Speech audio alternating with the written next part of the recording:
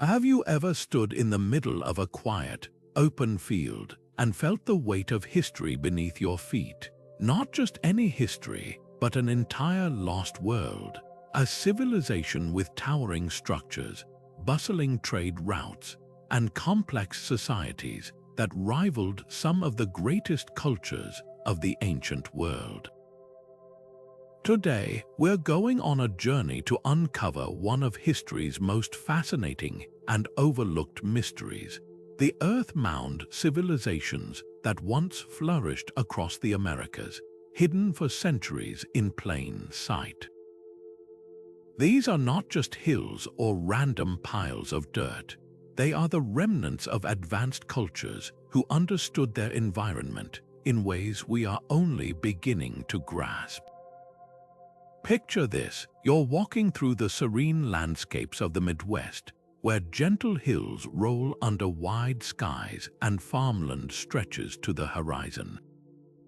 It looks peaceful, almost untouched by time. But what if I told you that beneath that very soil lie the secrets of ancient metropolises? These were places where people gathered for ceremonies, traded goods across continents, and built monuments aligned with the stars, monuments so precisely engineered that they have endured for thousands of years.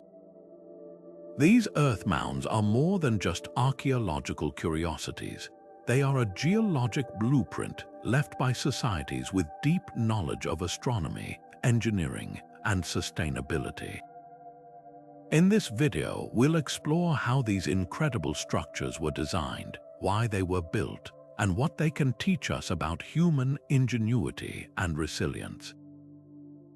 From the vast complexes at Cahokia to the celestial alignments of the Newark Earthworks, we'll delve into the techniques modern researchers use to decode these landscapes.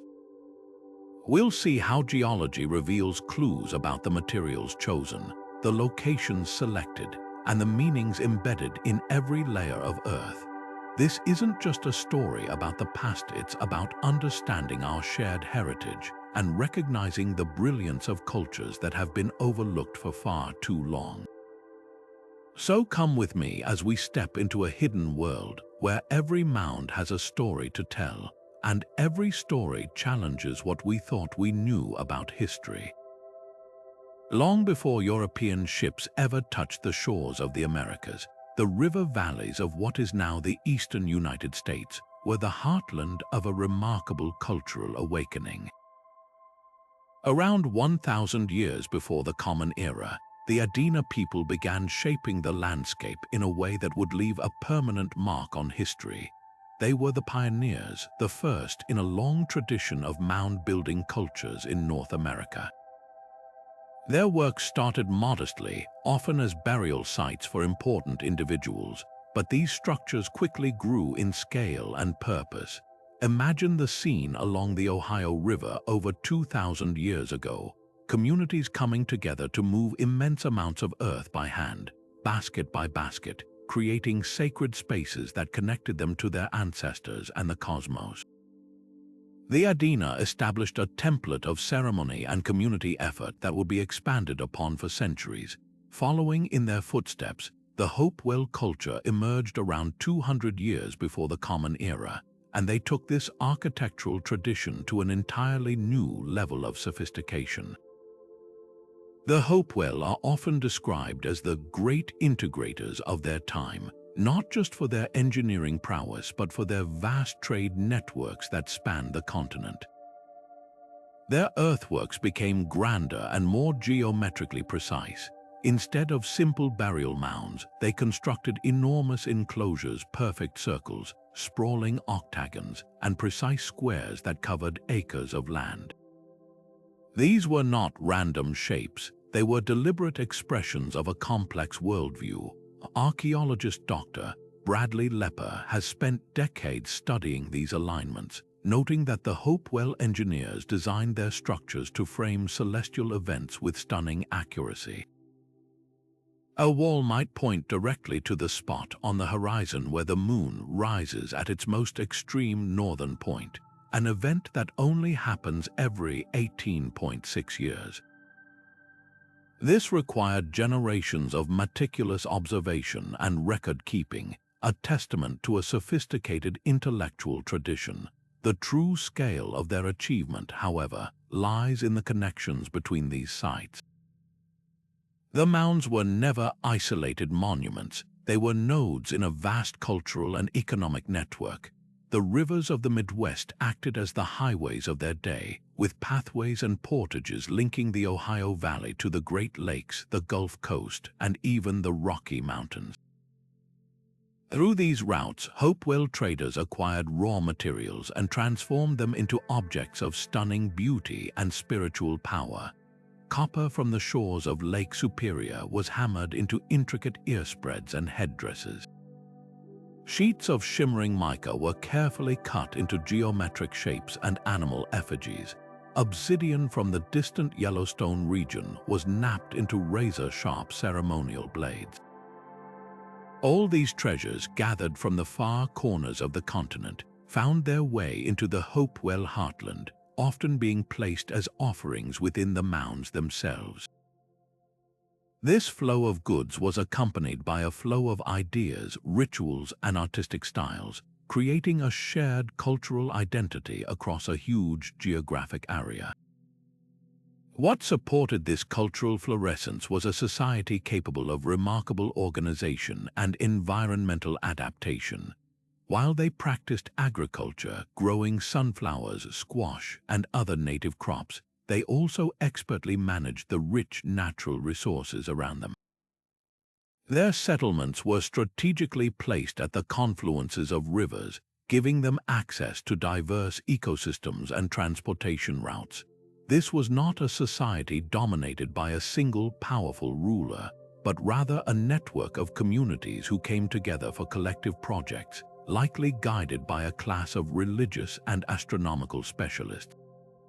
The labor required to build these earthworks was immense, suggesting a population that was not only sizable but also highly coordinated and motivated by a shared belief system. They transformed their landscape into a reflection of their cosmology, a place where the earthly and the celestial were in constant dialogue. When we consider the architectural marvels of the ancient world, our minds often jump to the pyramids of Egypt or the stone circles of Europe. But the achievements of the Adena and Hopewell cultures stand as a powerful New World equivalent. They constructed a sprawling ritual landscape that demonstrated a deep understanding of astronomy, geometry, and large-scale community organization, all without the use of metal tools, draft animals, or a written language. Their legacy challenges us to expand our definition of what constitutes a great civilization. It prompts us to ask why their stories are not given the same weight in our history books. Recognizing their innovations not only corrects the historical record, but also deepens our appreciation for the diverse and ingenious ways that human societies have thrived across the globe. To truly grasp the genius of these ancient builders, we need to look not just at the shape of the mounds, but at the very earth they are made of. The soil itself tells a story of deliberate choice and sophisticated understanding. These were not random piles of dirt scooped from the nearest hole. The selection of materials was a meticulous process, driven by engineering needs, environmental conditions, and profound spiritual beliefs. Builders sought out specific types of clay for their cohesive, water-resistant properties, which provided a stable core that would resist slumping over time. In many cases, they went to extraordinary lengths to procure brightly colored soils, vibrant red ochre, pure white sand, or dark, loamy clay, transporting them from sources sometimes dozens of miles away. This was far more than simple practicality. The colors held deep symbolic meaning, often representing cosmological concepts, cardinal directions, or specific spiritual entities. A mound might be capped with a distinct layer of white clay to signify its connection to the sky or the upper world, visually setting it apart from the earthly browns of the surrounding landscape. The geology provided the palette, and the builders used it to paint their beliefs onto the very land. The wisdom of these cultures extended beyond material selection to the very placement of their monumental works. They possessed an innate understanding of the land's subtle grammar, reading the topography for the most stable and significant foundations. Many of the most impressive mound complexes are situated on ancient glacial deposits or elevated river terraces. These natural platforms, sculpted by ice and water over millennia, offered a perfect combination of attributes. They were well drained, preventing the earthworks from becoming waterlogged and unstable, and they were high enough to be safe from all but the most catastrophic floods. This strategic placement wasn't just about avoiding disaster, it was about claiming a permanent and prominent place in the landscape. By building on these elevated natural stages, the mounds became ever-present features, visible for miles and serving as constant reminders of the community's power and presence. Furthermore, builders often incorporated existing natural features directly into their designs. A sacred spring might become the focal point of a ceremonial plaza, or a prominent ridge line might be extended and accentuated by an adjacent mound, blurring the line between the natural world and human creation. This deep dialogue with the environment is brilliantly illustrated by the construction techniques themselves. To ensure their creations would endure for generations, the builders employed advanced methods that modern soil engineers would recognize as sound practice. They frequently used a layered or basket-load construction method, but with a clever twist. Instead of using a single type of soil, they intentionally alternated different materials. A layer of dense, heavy clay might be followed by a layer of lighter gravel or sand. This technique created internal drainage pathways, allowing water to percolate through the structure rather than pooling inside and causing internal erosion or sudden collapse. In some mounds, archaeologists have found evidence of sod blocks being used like bricks, their interlocking root systems providing tremendous tensile strength to hold the slopes together. They even understood the importance of a stable base, often removing the topsoil and vegetation down to the more compact subsoil before laying the first basket of earth, ensuring the entire massive structure sat on a firm, unshifting foundation. Nowhere is this marriage of ambition and geologic understanding more apparent than at Cahokia, located just across the Mississippi River from modern-day St. Louis. Here, the grand centerpiece is Monk's Mound, the largest pre-Columbian earthwork north of Mexico. This colossal structure, covering over 14 acres and rising 100 feet into the air, required the movement of an estimated 22 million cubic feet of earth. And every single basketful of that material was hand-carried from a series of carefully dug borrow pits located in the low-lying areas around the site. This was not a haphazard excavation. It was a calculated reshaping of the entire local landscape. The builders were effectively creating their own resources, digging these pits which then filled with water to become useful reservoirs and aquaculture ponds. The different types of soil extracted clays for the core, silts for the fill, and topsoils for the final veneer were all sorted and used according to their properties. The result was a towering, stable platform that supported the chief's residence and temple, a man-made mountain that has stood for over 1,000 years, a lasting testament to a society that didn't just live on the land, but worked with it in a profoundly intelligent partnership. But the true genius of these earthworks extends far beyond their physical construction, reaching literally for the heavens. The ancient builders looked upward, studying the cycles of the sun, moon, and stars with a precision that still astonishes researchers today. They transformed their entire landscape into a grand celestial observatory, etching their astronomical knowledge into the very soil.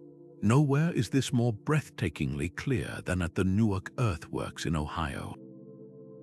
This isn't just a collection of mounds, it's a vast geometric complex covering over 4 square miles, featuring a perfect circle connected to a precise octagon. For generations, this layout was seen as a mysterious ceremonial space, but through the work of researchers like Dr. Ray Hively, we now understand it functions as a sophisticated lunar calendar.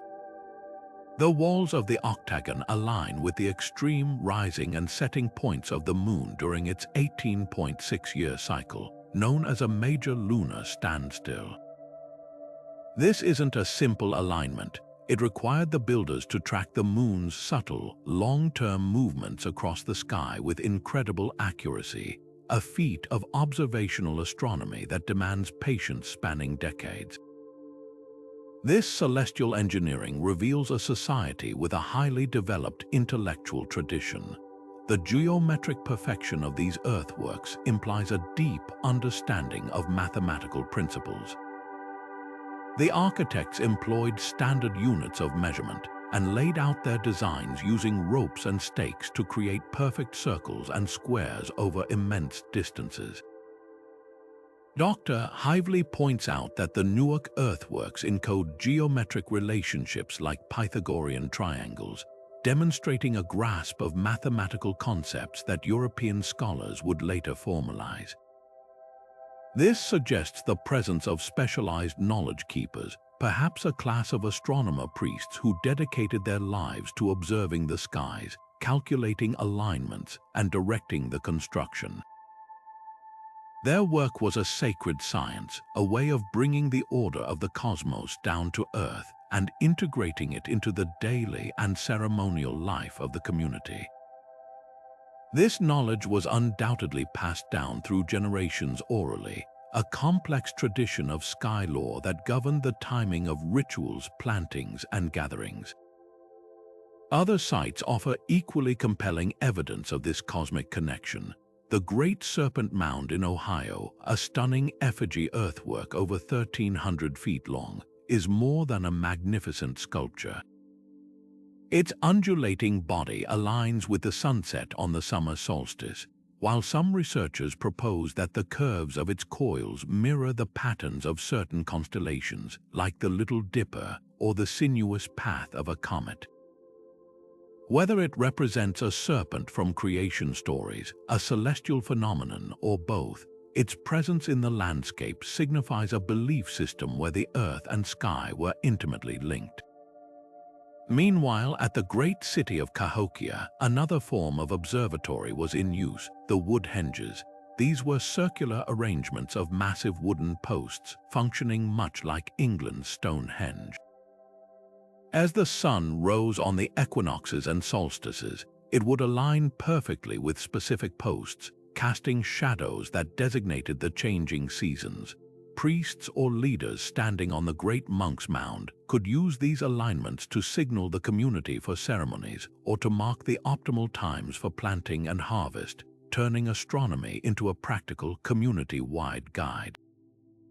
What emerges from this evidence is a powerful picture of a culture that saw no separation between science, religion, and art. Their astronomy was not a cold, detached calculation. It was a spiritual practice that connected them to the rhythms of the universe. Their engineering and mathematics were expressions of a sacred geometry, used to create beautiful and meaningful structures that ordered their world. The entire landscape became a living calendar, a temple under the open sky, and a physical model of their cosmology. This celestial precision forces us to completely rethink the intellectual capabilities of these societies. It reveals a depth of abstract thought, long-term planning, and empirical observation that rivals any contemporary civilization in the world. They were not simple farmers. They were astronomers, engineers, and philosophers who sought to understand their place in the cosmos and built a breathtaking testament to that understanding, one basket of earth at a time. If the earthworks were the grand cathedrals of these ancient societies, then the trade networks that connected them were the vibrant, life-giving arteries. The movement of goods across this vast continent reveals a story not of isolated tribes, but of a deeply interconnected world, a kind of early globalization that flourished for centuries. The evidence for this is etched not in stone, but in the very artifacts unearthed from the mounds themselves. A burial site in Ohio might yield a headdress adorned with copper from the distant shores of Lake Superior, over 1,000 miles to the north.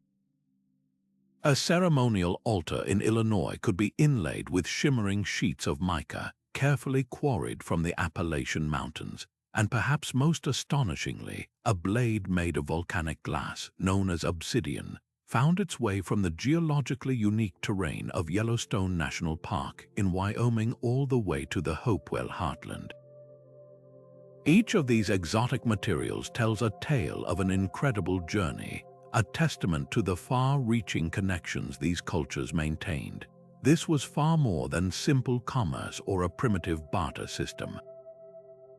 The items being traded were not everyday goods but prestige materials, often transformed into objects of immense spiritual power and artistic beauty. Think of a Hopewell artist carefully hammering a nugget of Great Lakes copper into a delicate earspread, its surface engraved with intricate geometric patterns.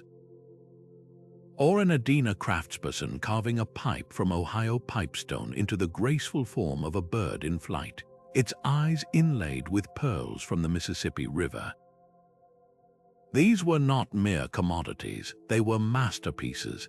Anthropologists who study these objects point out that their value lay not just in their physical beauty or rarity, but in their distant origins. Possessing an item made from material that had traveled across half the continent conveyed status, spiritual connection, and access to powerful, far-off knowledge. The exchange of these goods was likely wrapped in ceremony, diplomacy, and gift-giving, strengthening alliances between communities and fostering a shared cultural identity that transcended local language or customs. What's truly groundbreaking about this network is the sheer scale of the interaction it implies. The presence of Yellowstone obsidian in Ohio mounds is perhaps the most striking example. This volcanic glass can be chemically fingerprinted, and its source confirmed to be specific cliffs in Wyoming that are over 1,200 miles away from the Hopewell sites where it was found. To put that in perspective, that's a straight-line distance equivalent to walking from Paris to Budapest. This wasn't a journey made by a single intrepid trader. It was the result of a complex multi-hop relay system. Goods and ideas would have been passed from hand to hand, community to community, traveling along well-established routes that followed river valleys and mountain passes. This system required not just a desire for exotic goods, but a foundation of trust, mutual understanding, and shared protocols between diverse groups of people. It suggests a continent where travel and communication were far more common and organized than we once believed, and it wasn't just physical goods that moved along these routes. These trade networks were the internet of their day, a highway for the exchange of intangible but equally valuable cargo, ideas, as people from different regions met at central places, perhaps during seasonal gatherings at major earthwork complexes. They shared more than materials. They exchanged stories, religious beliefs, and technological innovations. A new design for a pottery vessel, a more efficient method of flint knapping, or a song for a specific ceremony could spread rapidly across vast distances. Most importantly, they shared knowledge. The precise astronomical alignments seen in earthworks from Ohio to Georgia didn't develop in a vacuum. They likely spread and were refined through these long-distance interactions. The very concept of large-scale mound construction, with its sophisticated engineering techniques, may have been disseminated along these same trade routes, inspiring communities hundreds of miles apart to embark on their own monumental projects. This created a pan-regional tapestry of shared beliefs and practices, a common cultural language spoken through earth and sky. When we consider our own modern, hyper-connected global economy with its container ships and instant digital communication, the achievements of these ancient networks become even more impressive. They managed to create a widespread system of exchange and cultural unity without currency, without writing, and without any form of mechanized transport. Their globalization was built on foot and by canoe, powered by human relationships and a shared desire for connection and meaning. It makes you wonder about the true nature of progress and what we might have lost in our pursuit of efficiency. Their trade was not just about economic gain, it was woven into the social and spiritual fabric of their lives, connecting people to each other and to the land in a profound and sustainable way. Unraveling the complexity of these connections doesn't just tell us what they traded, it reveals how they thought, how they built a collective identity, and how they saw their place in a vast and interconnected world. These monumental earthworks were far more than just impressive feats of engineering. They were the very heart and soul of the societies that built them, serving a multitude of profound purposes that wove together the practical, the political, and the spiritual into a single, powerful tapestry. To understand a mound is to listen to a story told in soil, a narrative of a people's deepest beliefs and highest aspirations. At their most fundamental level, many mounds functioned as sacred resting places for the dead. But these were not simple graves. They were elaborate tombs for revered ancestors, chieftains, and priests, often filled with extraordinary grave goods, exotic materials from distant trade networks, intricately crafted artworks, and symbols of office. By burying their elite within these colossal structures, the living were making a powerful statement. They were physically elevating their leaders, connecting them to the upper world, and ensuring their venerated presence would forever watch over the community. This practice cemented a social hierarchy and created a tangible link to the past, a constant reminder of the lineage and traditions that bound the people together. Beyond their funerary role, mounds served as elevated stages for the living. Their flat summits provided the foundation for temples, the residences of chiefs, or grand council houses. To stand atop a great mound like Monk's Mound at Cahokia was to literally and symbolically rise above the ordinary world. For a priest, it was a platform closer to the sun and the spirits of the sky, a perfect place to conduct ceremonies that bridged the human and divine realms. For a leader, it was a throne room and a command post, a visible demonstration of their authority that could be seen from every corner of the settlement. This physical elevation was a direct metaphor for social and spiritual elevation, reinforcing the power structures of the society every time a citizen glanced toward the center of their world. The mound was a constant, unmistakable symbol of who held power and where the community's spiritual center lay. Perhaps the most visually stunning expression of their symbolic purpose can be found in the effigy mounds, particularly those built by later cultures in regions like Wisconsin. Here, the builders moved beyond geometric shapes to create gigantic earthworks in the forms of animals: bears, birds, panthers, and most famously, the Great Serpent in Ohio. These were not random choices. Each animal was a potent spiritual being, a clan totem, or a figure from foundational creation stories. To build a mile-long serpent effigy, like the one that gracefully curves across a plateau in Ohio, was to bring a myth to life on a landscape scale.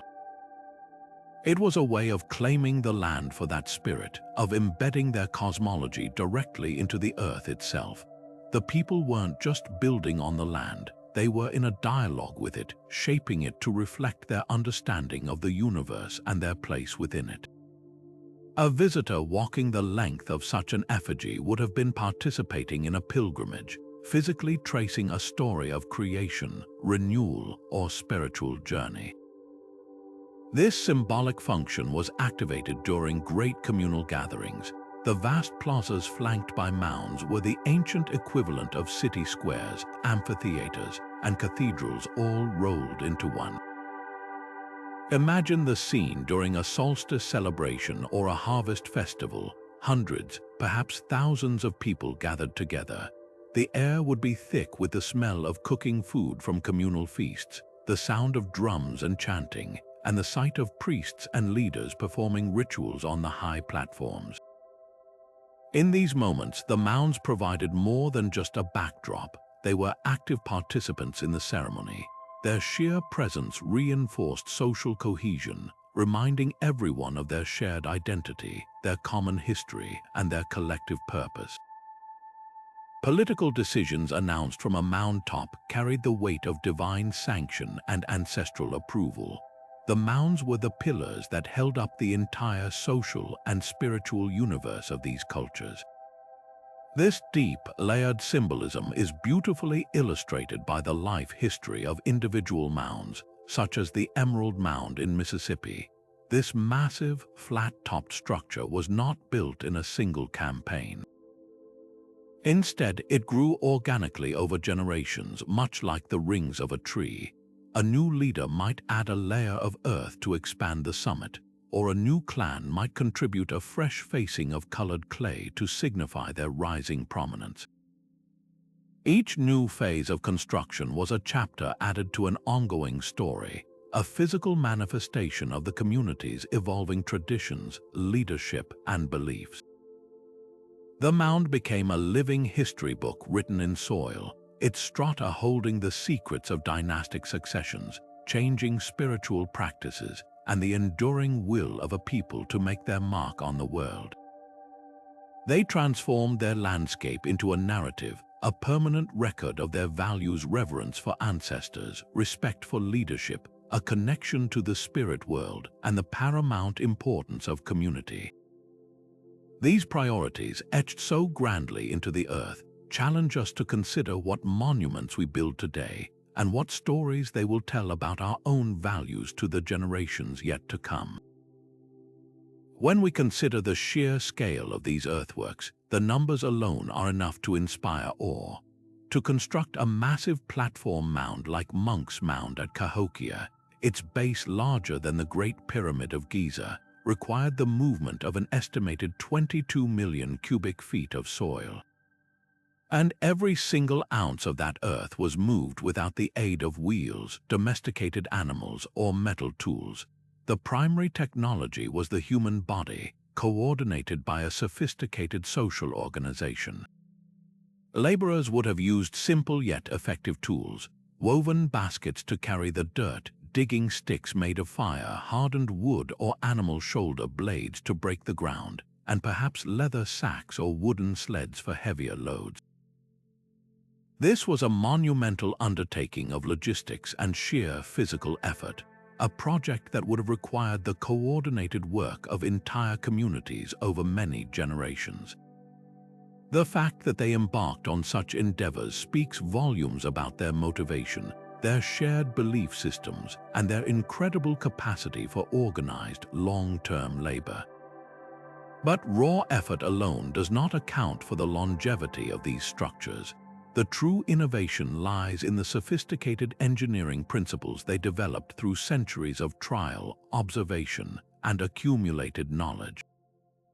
They possessed an empirical, hands-on understanding of soil mechanics that allowed their creations to withstand centuries of rain, wind, and freeze-thaw cycles. One of their foundational techniques was the careful preparation of the building site. Before the first basket of earth was placed, they would often strip away the topsoil and vegetation down to the more compact and stable subsoil. This crucial step created a firm, unshifting foundation that prevented the entire massive weight of the mound from settling unevenly or sliding sideways over time. It's a principle that modern builders still follow today when preparing the ground for a major structure. Once construction began, they employed a layered approach that was far more advanced than simply piling dirt into a heap.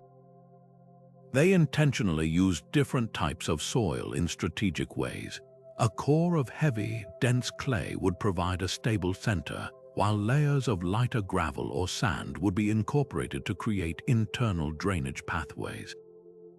This clever design allowed rainwater to percolate through the mound instead of pooling inside, where it could cause destructive internal erosion or sudden, catastrophic slumping.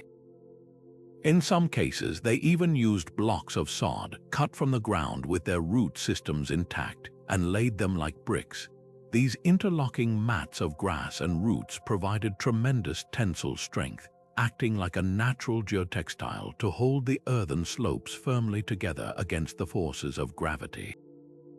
Modern engineers studying these mounds express profound respect for these techniques, noting that many have survived for over 1,000 years with remarkably little degradation, a testament to a design that was perfectly adapted to its environment. We can see the early stages of this engineering experimentation at one of the very oldest known sites, Watson Break in Louisiana. Dating back to an astonishing 3,500 years before the Common Era, this complex of 11 mounds connected by a deliberate ridge is centuries older than the more famous Poverty Point. Watson Break represents a pivotal moment in human history. Here, we see a society that was just beginning to explore the possibilities of reshaping their world on a grand scale. The mounds are smaller, the forms more experimental, but the intention is clear.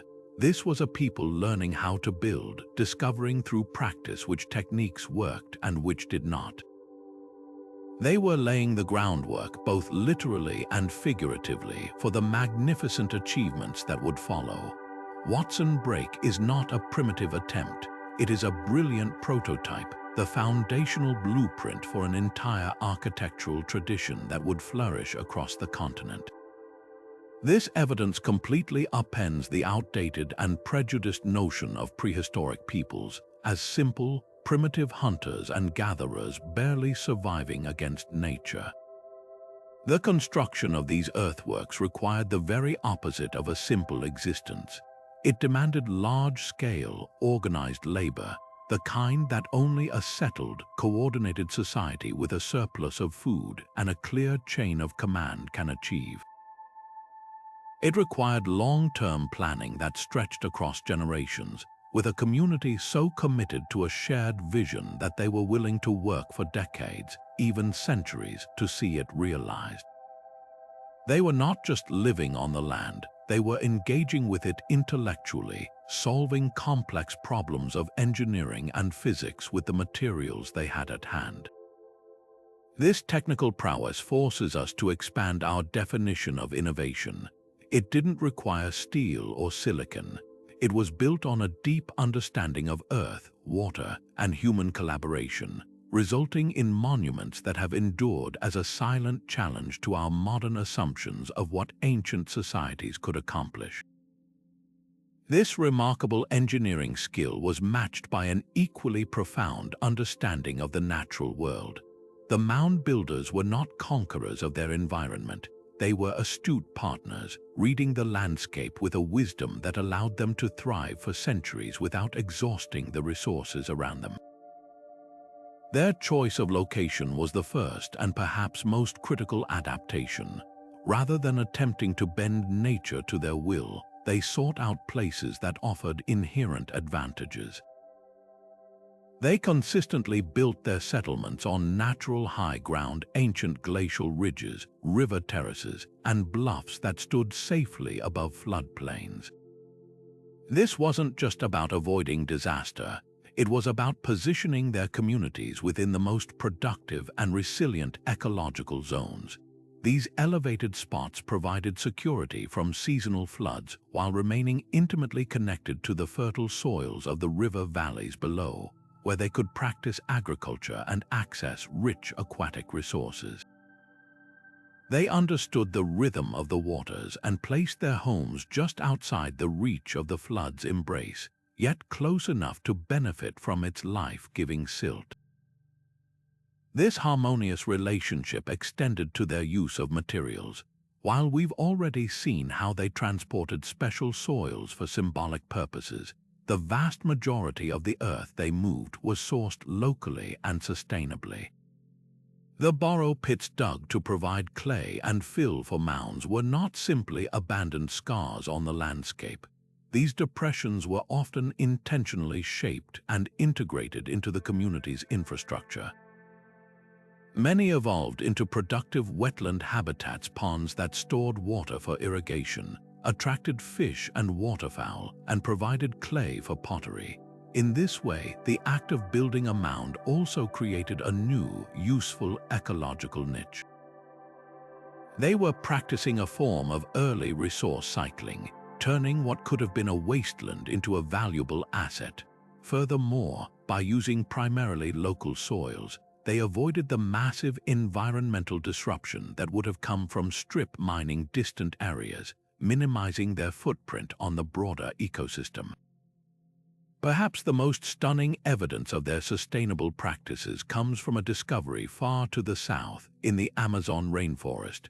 For a long time, conventional wisdom held that the Amazon was a pristine wilderness, incapable of supporting large, complex societies. That view has been completely overturned by the discovery of vast expanses of terra preta, or dark earth. This is not a natural soil. It is a human-made supersoil, incredibly rich in nutrients and organic carbon. Archaeologists and ecologists now believe ancient Amazonians created it intentionally through a centuries-long process of adding charcoal from controlled burns, food waste, pottery shards, and composted plant matter to the naturally poor rainforest soil. This transformative practice drastically improved the soil's fertility, allowing it to retain nutrients and support intensive agriculture capable of feeding sizable, permanent populations. These dark earth patches are not just garbage dumps, they are the lingering signature of a sophisticated land management system that actively enriched the environment rather than depleting it. They managed the forest, encouraging useful tree species and creating a landscape that was part wild and part cultivated, a lush, productive garden that sustained them for generations. A powerful example of building in sync with nature's rhythms can be found in the Beni region of Bolivia, a vast savanna that transforms into an immense seasonal wetland during the rainy season. Here, pre-Columbian societies faced an extraordinary challenge: how to live in a landscape that was underwater for months each year. Their solution was not to drain the swamps, but to rise above them. They constructed thousands of artificial mounds, known as lomas, across the flooded plains.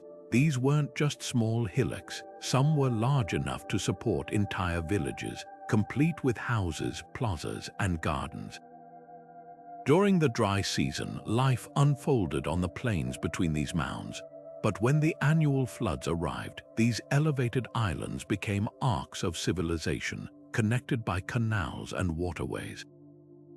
The mounds provided not only safe living space, but also excellent, well-drained soils for growing crops like maize, squash, and cassava year-round.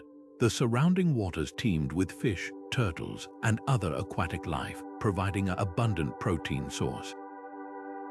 This system was a masterpiece of adaptation, turning a challenging, seasonally hostile environment into a highly productive and sustainable homeland. It represents a philosophy of working with natural cycles, not against them. The legacy of these ancient practices offers a crucial lesson for our modern world, which often operates under the illusion that we are separate from nature. The mound builders saw themselves as part of an intricate web, and their actions were guided by a long-term perspective. They managed their forests, soils, and waterways with a gentle hand, ensuring that these resources would remain abundant for their children and grandchildren. They didn't just take from the land, they invested in it, enhancing its fertility and resilience. In an era defined by climate change and environmental degradation, their example is more relevant than ever. They demonstrate that human ingenuity, when paired with deep ecological respect, can create societies that are not only prosperous but also sustainable for centuries. Their mounds stand as quiet, earthen testaments to a different way of being in the world, a blueprint for a future where we once again learn to work with nature, listening to its rhythms and enriching the very ground we stand on. The very act of building these colossal earthworks reveals the profound social structures that underpin these ancient societies. To move millions of cubic feet of soil required more than just communal spirit. It demanded a highly organized labor force, a clear chain of command, and a powerful central authority capable of marshalling resources and people. The mounds themselves became the ultimate symbol of this emerging social hierarchy, physically elevating the elite both in life and in death above the rest of the population. In many ways, the landscape became a map of power, with the largest mounds serving as the administrative and spiritual hearts of burgeoning chiefdoms.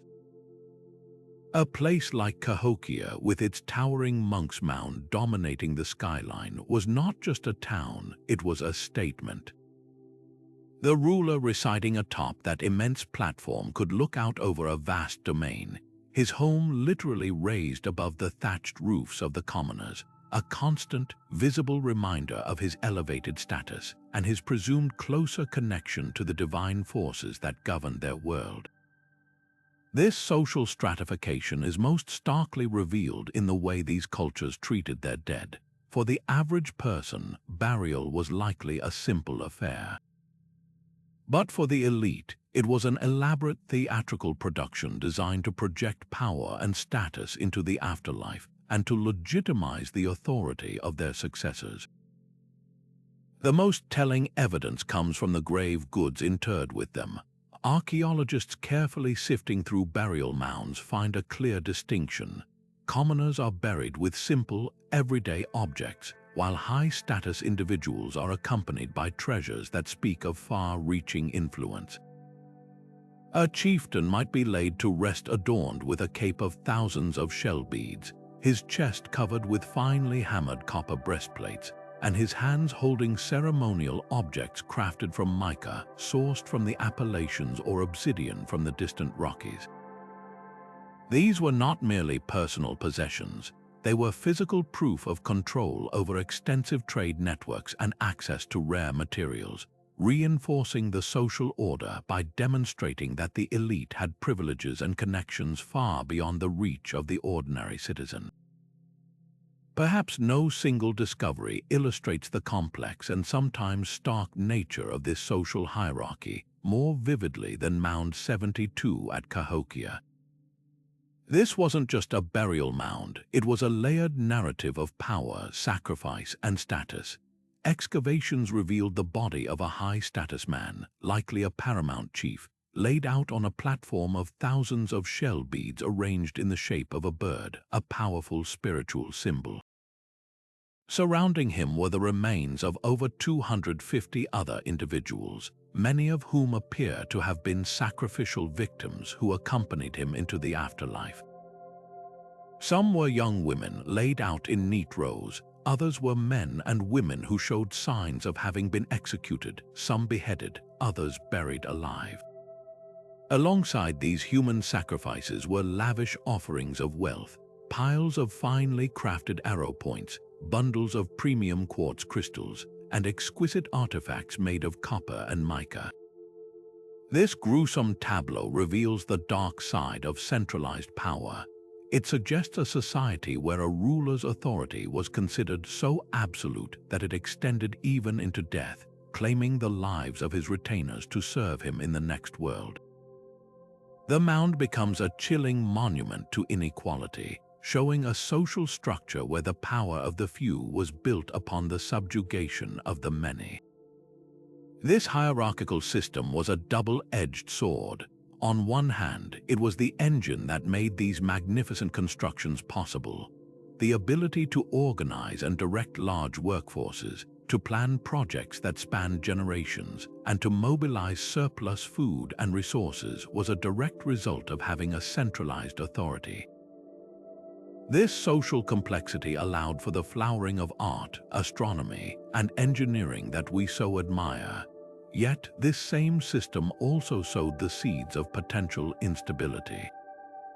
The concentration of wealth and power in the hands of a few likely created tensions between the elite and the commoners who provided the labor. We can imagine the immense social pressure that must have existed to continually justify the authority of the chiefs, perhaps through successful military campaigns, lavish public ceremonies, or the redistribution of food during lean times. If a leader failed to deliver prosperity or divine favor, the entire contract that held society together could quickly unravel. The very monuments built to project an image of eternal power may have ultimately become symbols of an unsustainable social order, contributing to the eventual decline and dispersion of these great centers. When we look at any great monument throughout history, from the pyramids to modern skyscrapers, we are always looking at a physical expression of a society's power dynamics, reminding us that architecture is never just about function, but always about the people who built it and the world they sought to create. The precision of these ancient sky watchers reaches its most breathtaking expression at the Octagon Earthworks in Newark, Ohio. This isn't just a collection of walls, it's a colossal geometric instrument etched into the earth, spanning an area equivalent to over 300 football fields. Its design, a perfect circle precisely connected to a massive octagon, seems abstract until you understand its true function. The walls of this enormous octagon align with the extreme rising and setting points of the moon during its long, 18.6-year cycle. This isn't a simple alignment with a full moon. It tracks the moon's most subtle and slowest dance across the heavens, a pattern known as a major lunar standstill. To identify this cycle requires more than a lifetime of observation. It demands a tradition of record-keeping that spans generations, a sacred duty passed down from elder to apprentice with meticulous care. This was a scientific endeavor of the highest order, a project of communal memory that turned the entire landscape into a permanent, unchanging record of celestial movement. The sheer scale of this project reveals a society with a sophisticated intellectual class. Archaeologists like Dr. William Romaine, who has spent years studying these alignments, emphasize that this precision could not be accidental. He points out that the builders employed a standard unit of measurement and used simple tools like ropes and stakes to lay out these perfect geometries over vast distances. The alignments are simply too exact, the geometry too complex to be the result of chance. This suggests the presence of specialist knowledge keepers, perhaps a class of astronomer priests who dedicated their lives to observing the skies, calculating these long-term patterns, and then directing the back-breaking labor required to translate those calculations into earth and clay. Their work was a fusion of sacred science, where meticulous observation of the physical world was the primary path to understanding the divine order of the universe. The heavens dictated the timing of their most important rituals, and they built a machine out of earth to listen. While the Octagon Earthworks tracked the moon's slow rhythm, other sites kept pace with the relentless beat of the sun. At the great city of Cahokia, the rulers and priests used a different kind of observatory, the woodhenges. These were circular arrangements of massive cedar posts, functioning with the same principle as the more famous Stonehenge in England. There weren't just one, but several of these circles built over time, each one carefully calibrated. On the mornings of the equinoxes and the solstices, a priest standing by a central post would see the sun rise directly over a specific marker post on the perimeter. This simple yet profound alignment provided an absolutely reliable, visually dramatic calendar for the entire community. It signaled the precise times to plant the vital maize crops, to harvest them, and to hold the great ceremonies that structured their year. It turned abstract celestial events into a practical, community-wide guide for survival and celebration, grounding their economy and their spirituality in the immutable laws of the cosmos. This deep integration of astronomy into daily life reveals a world where science and spirituality were not separate realms but two sides of the same coin. The cycles of the sun and moon were not just physical phenomena, they were the breathing pattern of a living, conscious universe. By building these observatories, the people were participating in a cosmic dialogue, aligning their human activities with the grand cycles of nature. They saw themselves as part of an intricate, interconnected whole, and their architecture was a way of harmonizing their society with that greater order. This perspective stands in stark contrast to our modern, often disconnected relationship with time and nature, where calendars are digital abstractions and the rhythms of the seasons are something we observe through a window rather than participate in directly. The silent, enduring earthworks ask us a powerful question about our own place in the cosmos and how we might reclaim a sense of connection to the celestial clocks that have guided humanity since the beginning of time. For centuries, a shadow of misconception hung over these magnificent earthworks, born from a refusal to accept the capabilities of the people who still lived on the land. When European settlers began pushing into the Ohio and Mississippi valleys in the 18th and 19th centuries, they encountered these colossal, grass-covered mounds and were utterly confounded. The idea that the Native American communities they were displacing people they often wrongly viewed as primitive nomads could have been the architects of such sophisticated structures was, to them, an impossible contradiction. To resolve this cognitive dissonance, they invented a convenient and entirely fictional history. They postulated that a lost race of superior beings, often called the Mound-Builders, had once inhabited the continent, a civilized people who had been mysteriously wiped out by the savage tribes that now occupied the land. This myth, though entirely fabricated, provided the perfect moral justification for westward expansion. If the current inhabitants were merely squatters who had destroyed a noble civilization, then seizing their land was not an act of aggression but a righteous reclamation. This false narrative was perpetuated by early amateur archaeologists and popular writers, weaving a tale that separated the glorious past from the present-day indigenous peoples. It was a profound act of erasure, effectively divorcing Native Americans from their own heritage and their ancestors' monumental achievements. These stereotypes, which denied indigenous ingenuity and complex society, served to legitimize policies of removal and assimilation, casting contemporary tribes as peoples without history, without a claim to the very land their ancestors had shaped. The truth, as painstakingly revealed by modern archaeology, stands in stark opposition to this fiction. There is no evidence of a mysterious lost race. Instead, every arrowhead, every piece of pottery, every stratigraphic layer tells a continuous story. The cultural materials found within the mounds are directly ancestral to the traditions of historically known tribes.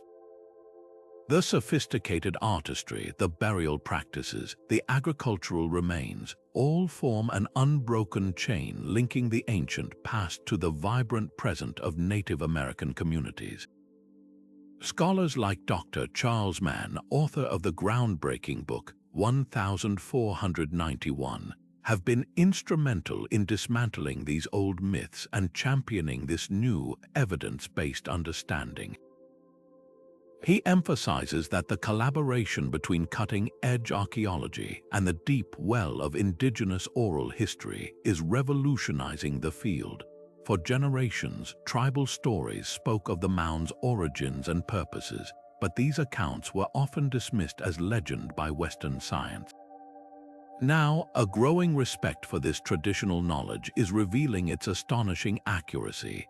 Oral histories from tribes such as the Choctaw, the Cherokee, the Osage, and the whole chunk often contains specific details about the construction and use of mounds that align perfectly with archaeological findings.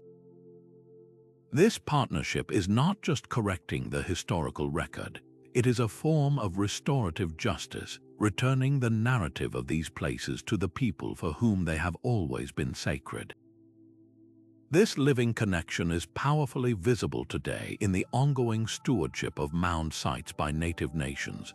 For many tribes, these are not ancient ruins to be merely studied and preserved under glass. They are active sites of cultural renewal, places of prayer, ceremony, and community gathering. Tribes across the continent are increasingly involved in the management and interpretation of these sites, ensuring their stories are told accurately and respectfully. The annual powwows held at places like Cahokia or the solemn ceremonies conducted at sites throughout the South are not reenactments. They are the continuation of a timeless relationship between a people and their landscape. This reclamation of stewardship is a powerful rebuttal to centuries of denial, a tangible affirmation that the mound-builders were not a vanished people. Their descendants are here, they remember, and they continue to honor the legacy inscribed in the earth by their ancestors. Accurately attributing these cultural achievements is far more than an academic exercise. It is a moral imperative with profound contemporary relevance. When we credit Native American peoples with these feats of engineering, astronomy, and social organization, we do more than just correct a factual error. We actively dismantle the racist stereotypes that were used to justify genocide and land theft. We acknowledge the depth and resilience of indigenous cultures, recognizing their central role in the history of this continent. It validates the knowledge systems and the intellectual traditions that allowed these societies to flourish for millennia, offering alternative models of sustainability and community that are desperately needed today. Most importantly, it honors the truth, restoring a legacy of brilliance to its rightful heirs and ensuring that future generations learn a history that is not built on a foundation of lies, but on a respectful understanding of the profound and enduring accomplishments of the first peoples of the Americas. So how do we peel back those layers of time to read this earthen blueprint? The answer lies in a powerful toolkit of geologic dating techniques, scientific methods that allow us to transform silent soil into a detailed narrative. For generations, the true age of these mounds was shrouded in guesswork and misconception. Now, technologies like stratigraphy, radiocarbon dating, and optically stimulated luminescence act as our temporal translators, providing a precise chronology for civilizations that left no written records. Stratigraphy, the simple yet profound principle of reading history through layers of sediment, gives us the relative sequence of events. In a mound-like mound at Poverty Point, we can see distinct bands of different colored soils, each representing a separate phase of construction.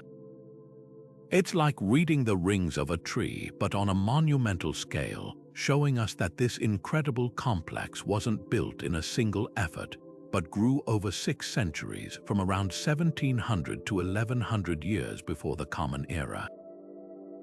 This layer-by-layer analysis reveals a society that was dynamic, expanding its sacred center generation after generation. But to attach actual calendar dates to those layers, scientists turn to more advanced methods. Radiocarbon dating is perhaps the most famous of these tools. It works by measuring the decaying radioactive form of carbon found in organic materials left behind by the builders, a piece of charcoal from a cooking fire, a nutshell from a meal, or a strand of rope made from plant fibers.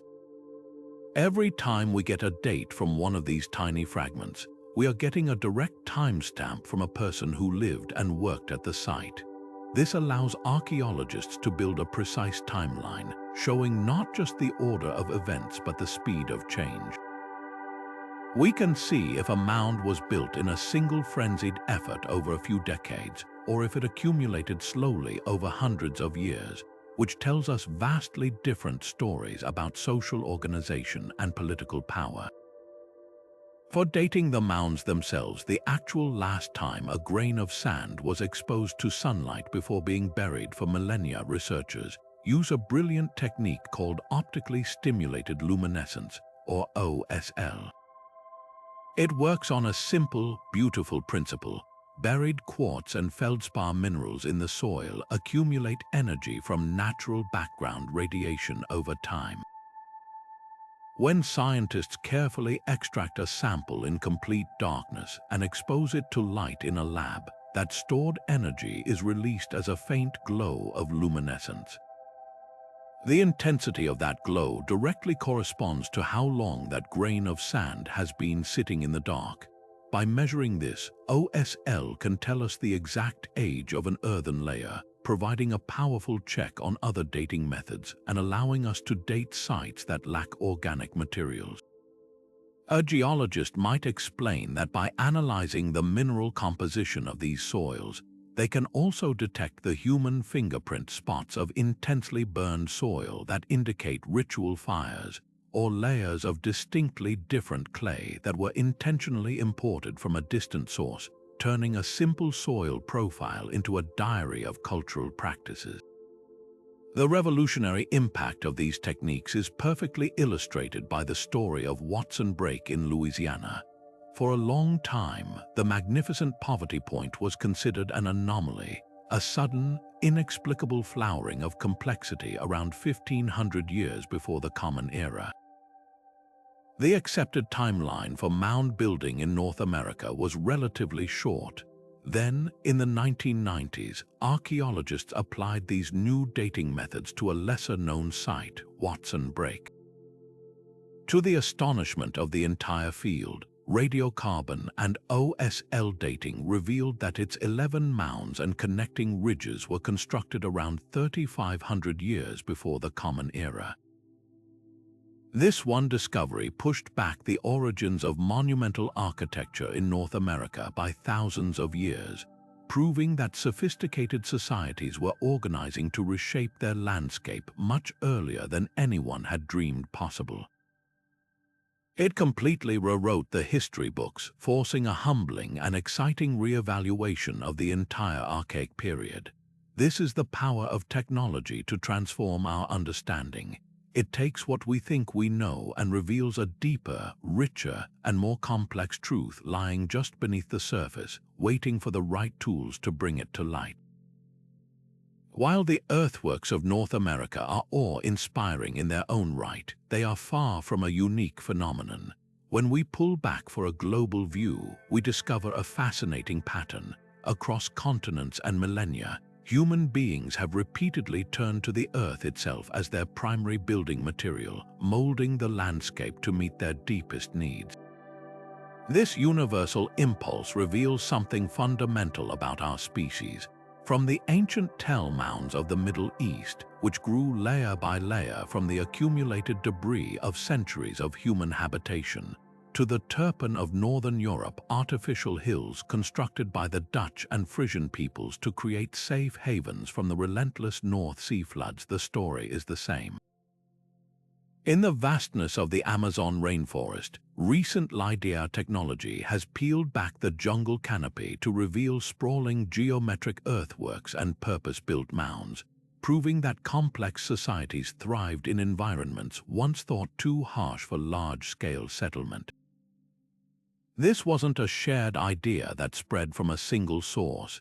It was a case of convergent evolution where different cultures, separated by vast oceans and completely unaware of each other's existence, arrived at the same brilliant solution to the universal challenges of life. Comparative archaeologists who study these patterns point out that these parallel developments are not mere coincidence. They are powerful clues to understanding the core drivers of human innovation.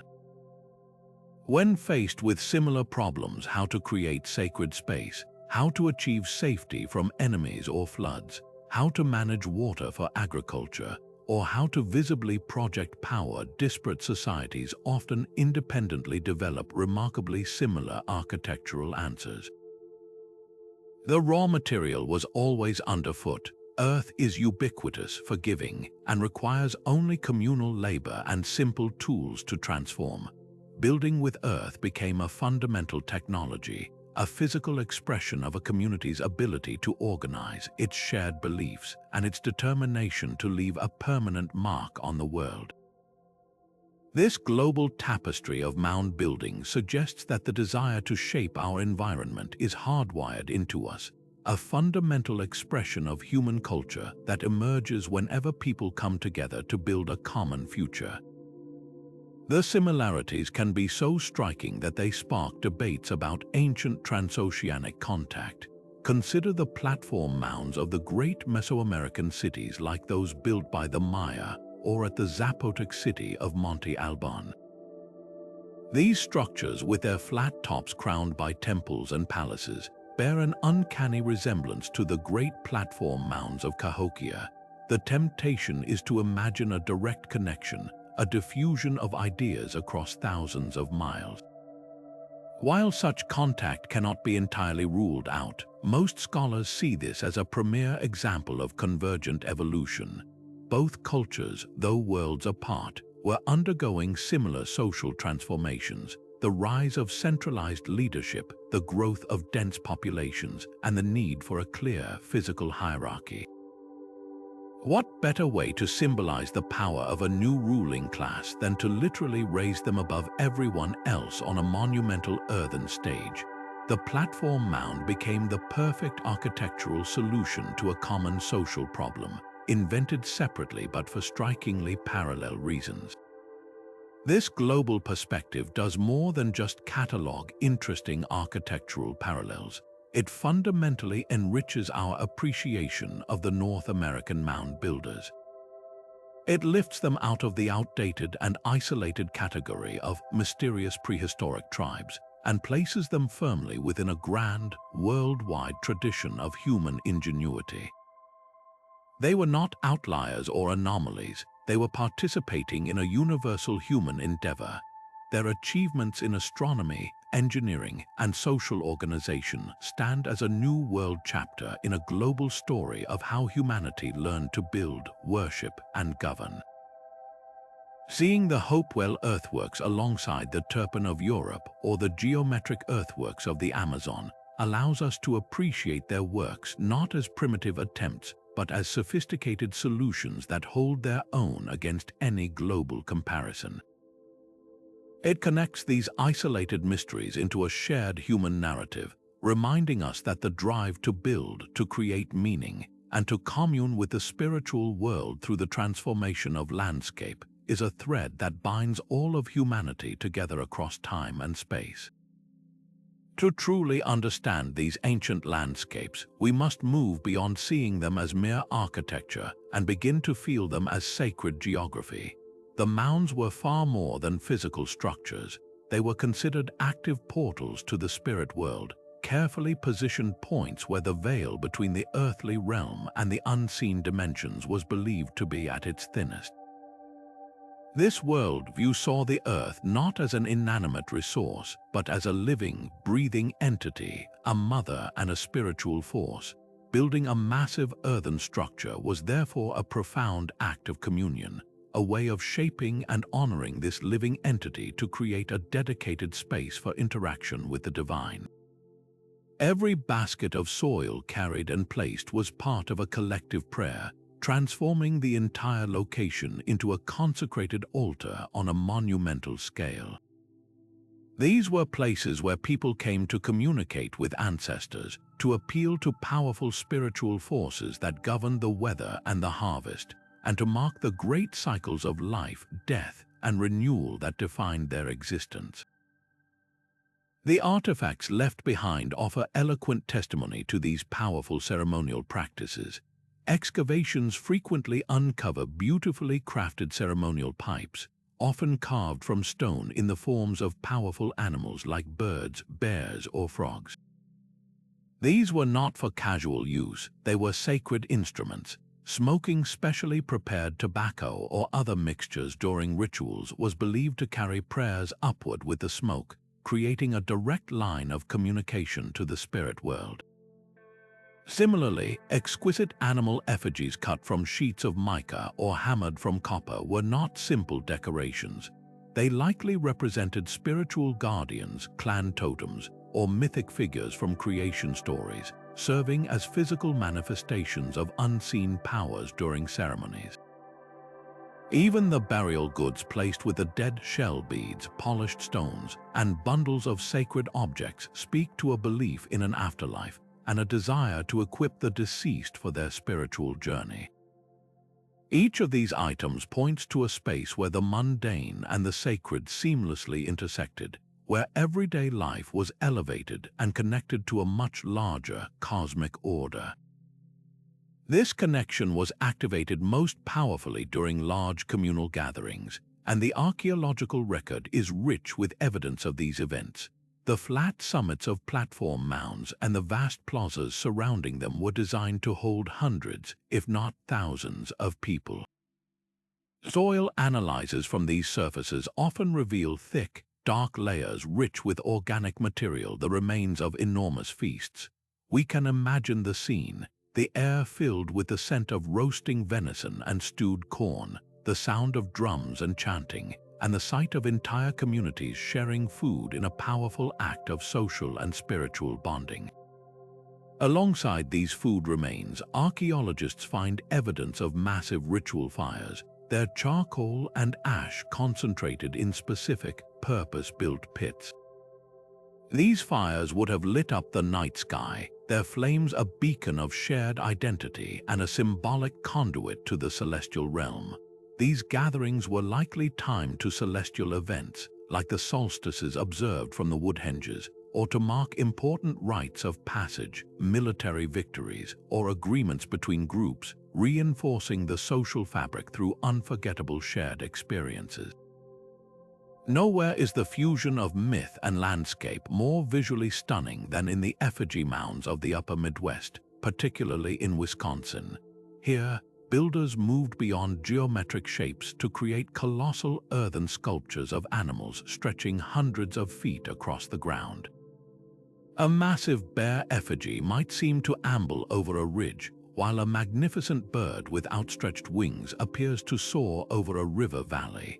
These were not random artistic expressions. Each effigy was a deliberate embodiment of a spiritual being. They likely served as the sacred totems of specific clans, physically claiming the land for that group and its guardian spirit. They might also represent characters from epic creation stories, effectively writing mythology in soil and grass for all to see. To walk the outline of such an effigy was to walk the path of a spirit, to physically connect with a story that defined a people's origin and purpose. This practice embedded the community's most deeply held beliefs directly into the very terrain they inhabited, making their worldview an inescapable and permanent part of the daily environment. This profound spiritual dimension is what ultimately made the mounds the absolute center of cultural identity and continuity. They were the fixed points around which everything else revolved: the calendar, the economy, the social hierarchy, and the community's understanding of its own place in the universe.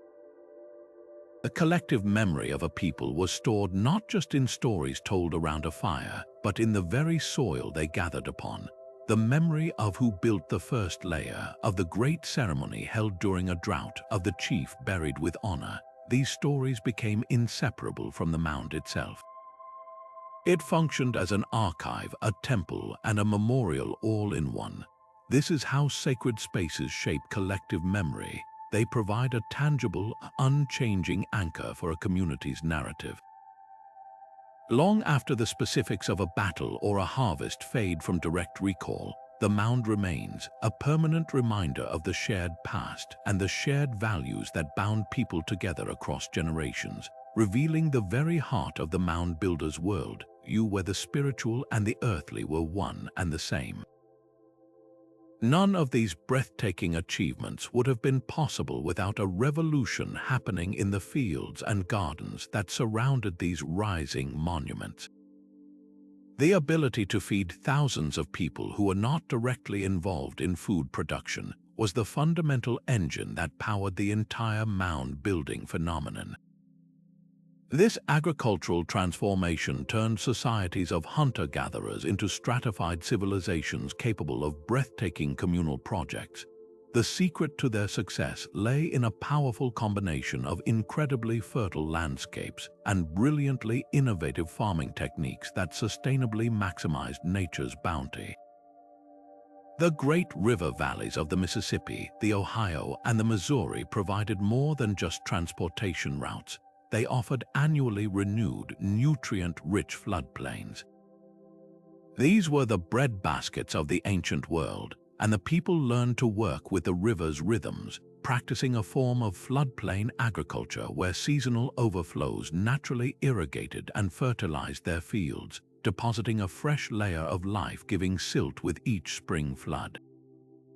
Beyond simply relying on natural fertility, these ancient farmers developed sophisticated methods to boost their yields.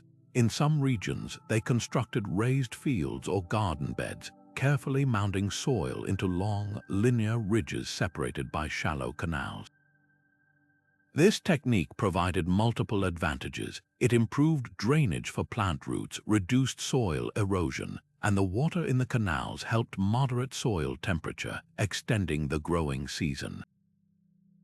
The organic muck dredged from these canals could then be piled back onto the ridges as a potent, natural fertilizer. This was a closed-loop system of remarkable efficiency. But perhaps the most stunning example of ancient agro-engineering is found far to the south, in the Amazon rainforest. For decades, the conventional view was that the Amazon's naturally poor, acidic soils could never support large, settled populations. This theory was completely overturned by the discovery of Terra Preta do Indio, Indian Black Earth. Agroecologists studying these patches of incredibly dark, fertile soil realized they are not natural. They are human-made, the result of centuries of intentional soil management by indigenous peoples.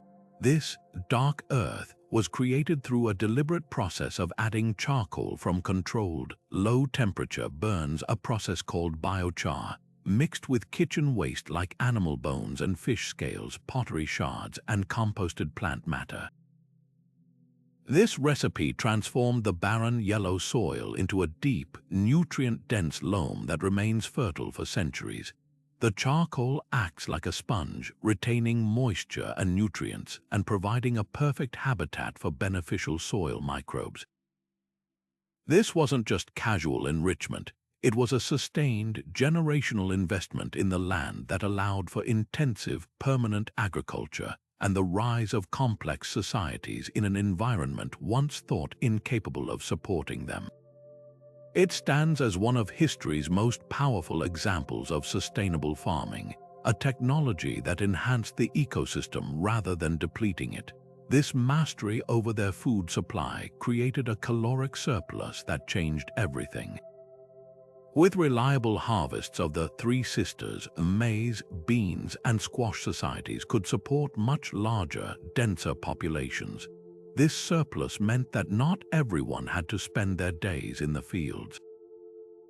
This agricultural wealth fueled the rise of specialization, the hallmark of any complex civilization.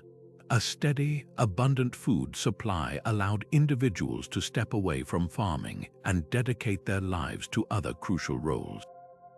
This is how you get the engineers who design the precise astronomical alignments of the earthworks, the skilled artisans who crafted beautiful objects from copper and mica for the elite, the priests who interpreted the celestial cycles and led elaborate ceremonies, and the chiefs who organized the massive labor forces. At the heart of this agricultural revolution was maize. Nowhere is its impact more visible than at Cahokia. The rise of this great city is directly tied to the adoption and intensification of maize agriculture. The fertile American bottom floodplain, stretching along the Mississippi River opposite modern-day St. Louis, became an immense cornfield, producing the surplus calories needed to feed a population that may have reached 10,000 people or more at its peak.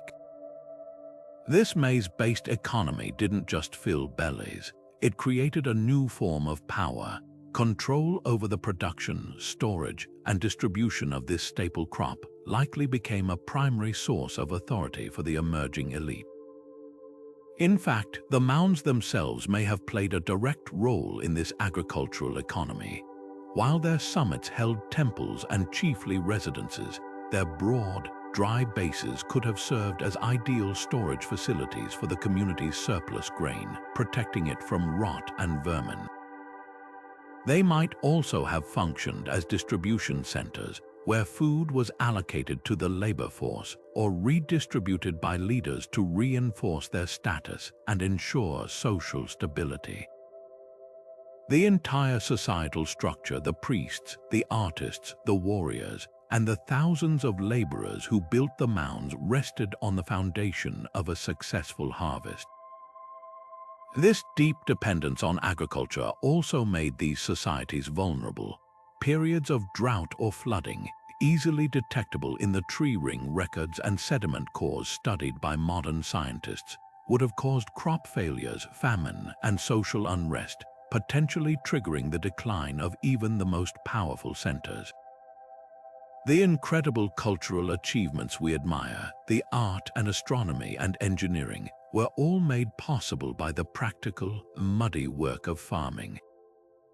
It was the steady rhythm of the harvest that set the beat for the dance of civilization, proving that true monumentality begins not with a basket of earth, but with a basket of corn. Even the most magnificent and resilient civilizations are not immune to the relentless pressures of change, and the great mound-building cultures were no exception. The sprawling urban center of Cahokia, which once pulsed with the energy of thousands, fell silent. The intricate trade networks that had stretched across continents contracted and faded. The grand ceremonial complexes, so carefully aligned with the heavens, were gradually abandoned to the elements, their meanings forgotten as forests and grasslands slowly reclaimed the meticulously shaped earth. This was not a single catastrophic event, but a complex unraveling, a slow-motion collapse driven by a perfect storm of environmental and social challenges that ultimately proved too great to overcome. The story of their decline is a poignant chapter that adds crucial depth to our understanding, reminding us that human achievement is always in dialogue with the forces of nature and the fragility of social order. One of the most powerful triggers for this decline appears to have been a dramatic shift in the climate. By analyzing the growth rings of ancient trees and the layers of sediment in lake beds and bogs, scientists can read a detailed history of past weather patterns. This evidence paints a troubling picture for the 14th century.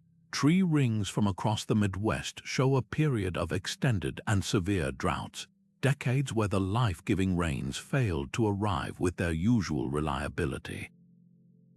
For a society built on a foundation of maize agriculture, this was a catastrophe. The vast fields that fed Cahokia's dense population would have withered under the relentless sun. Reservoirs and borrow pits, once full of water, would have dried into cracked mudflats. A single bad harvest could be weathered, but consecutive years of drought would have led to widespread famine, malnutrition, and social desperation. In some regions, the opposite problem occurred. Evidence from sediment cores suggests periods of intense, unpredictable flooding that would have washed away crops, eroded the slopes of the very mounds that defined their world, and contaminated freshwater supplies. These climatic whiplashes, swinging between parching drought and destructive deluges, placed an unbearable strain on the agricultural engine that powered these complex societies. As resources became scarce and hunger spread, the carefully maintained social fabric began to tear. The implicit contract between the rulers and the ruled, where the elite provided spiritual guidance and organized the distribution of food in return for labor and obedience, would have broken down. If the priests on top of Monk's Mound could no longer predict the rains or ensure a bountiful harvest, their divine authority would have been thrown into question. If the chiefs could no longer fill the communal granaries, their right to command labor for mound-building projects would have evaporated. This likely led to internal conflicts, power struggles, and violent unrest. We see compelling archaeological evidence for this at Cahokia itself. Around the time of its decline, a massive, defensive wooden palisade was erected around the central precinct, complete with bastions for defenders. You don't build a 2-mile-long wall around your city's heart unless you feel a serious and immediate threat.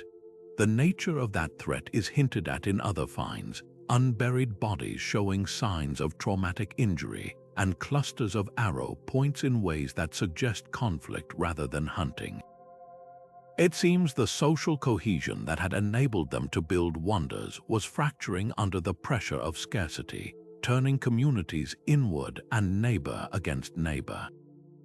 This pattern of dispersal and cultural simplification is vividly illustrated by the fate of the Hopewell tradition centuries earlier. Their cultural fluorescence, marked by breathtaking artistry and continent-wide connections, did not end with a bang but with a gradual fading. The great ceremonial centers in the Ohio Valley were slowly abandoned.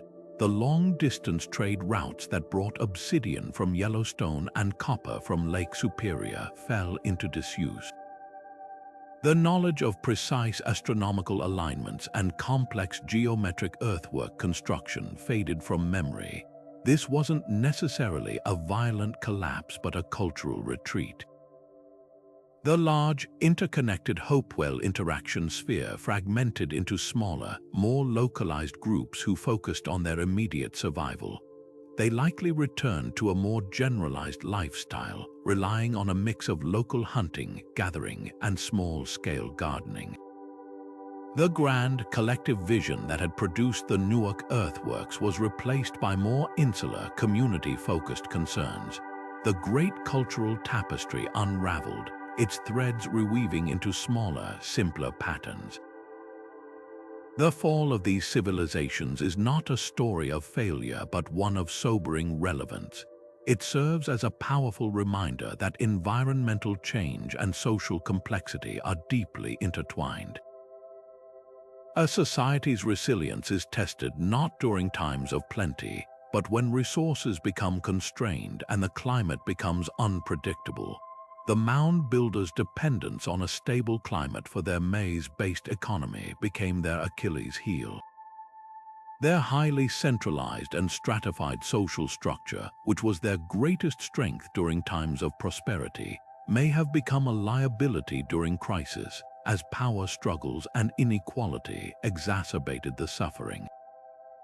Their story challenges us to look at our own modern, globalized world and consider our own vulnerabilities. How would our densely populated cities, our intricate supply chains, and our own agricultural monocultures fare in the face of similar protracted environmental shifts? The silent, grass-covered mounds stand as enduring monuments to human ingenuity, but also as solemn sentinels warning of the perpetual dance between civilization and nature, between collective achievement and the ever-present specter of change. For generations, archaeologists studying these ancient landscapes faced a formidable obstacle: the Earth itself. The very forests, fields, and cities that grew over these sites acted as a perfect camouflage, hiding the full scale and complexity of the civilizations they sought to understand. A researcher could spend a lifetime carefully surveying a patch of woodland in Ohio and still miss the subtle, ground-level signs of a massive geometric enclosure. Excavation, while invaluable, is also slow, expensive, and destructive. It's like trying to read a sprawling historical novel by only looking at a single sentence on one page. The full story remained frustratingly out of view, leaving us with a fragmented and incomplete understanding of the past.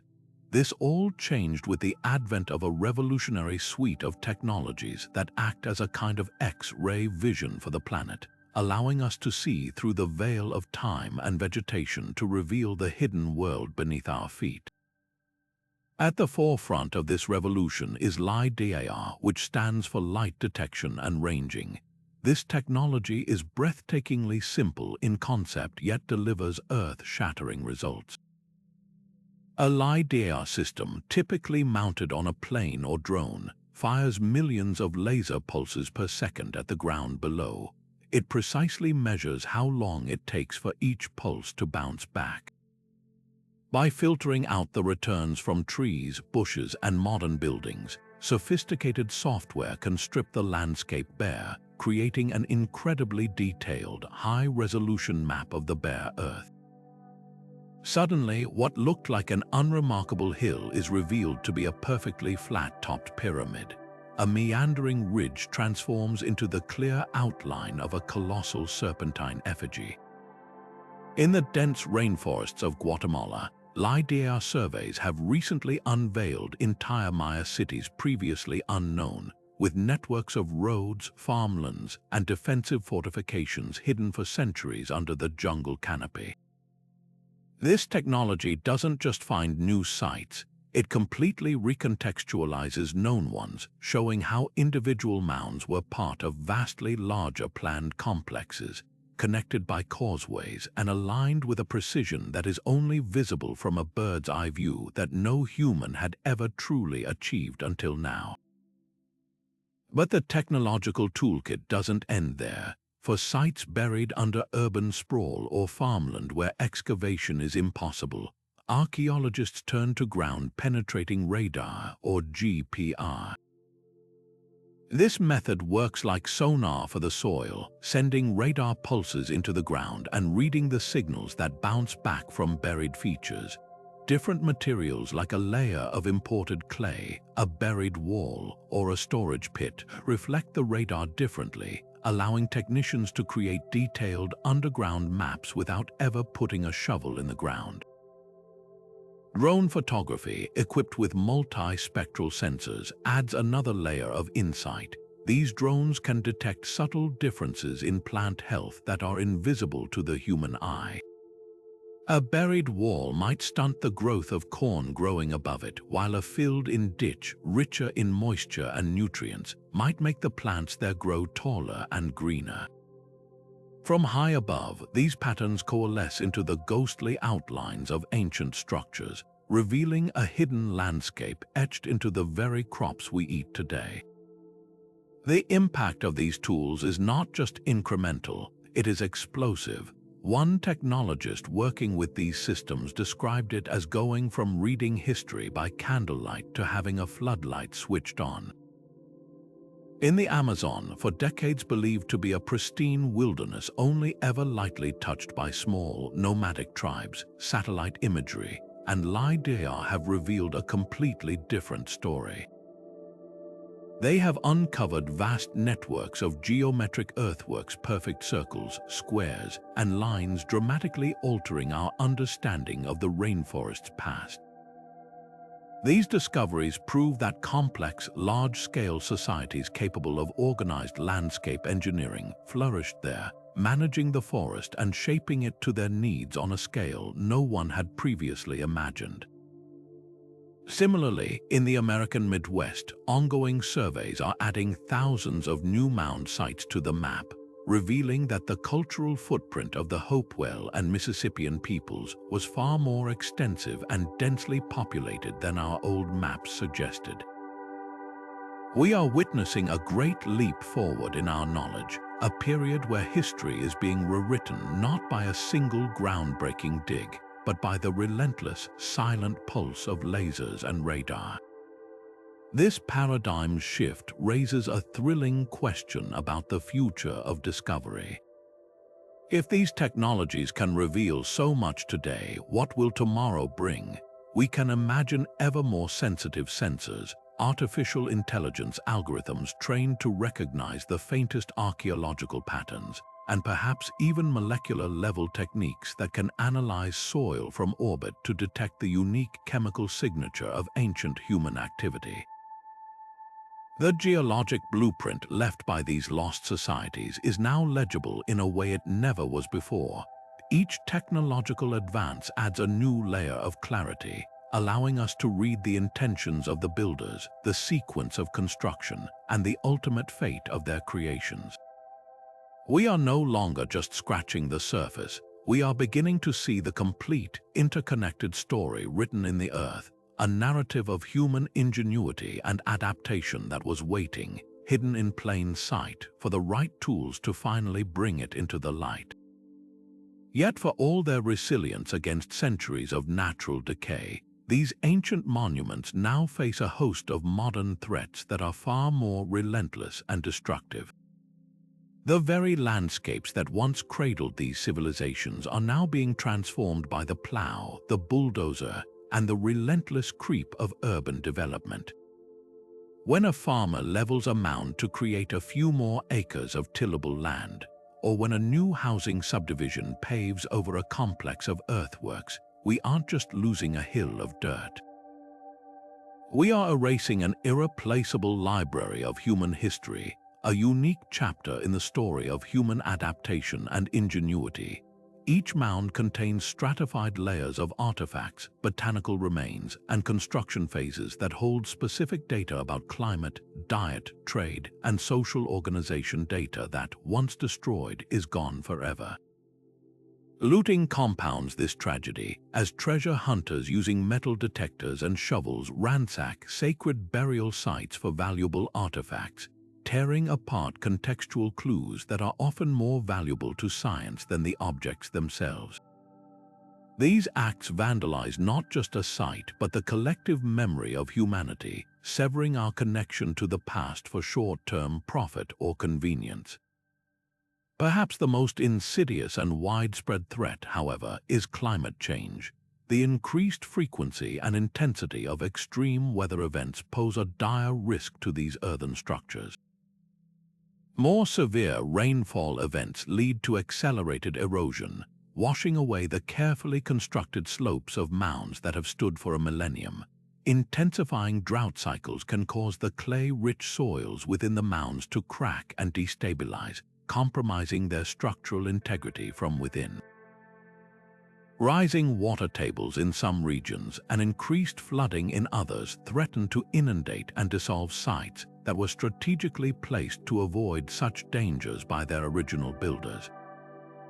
These climate impacts are not a future possibility. They are a present reality, silently eating away at the fabric of these sites in a race against time. The geologic blueprint we've only just begun to decipher is facing a literal erosion of its core data, threatening to vanish before we can fully understand its lessons.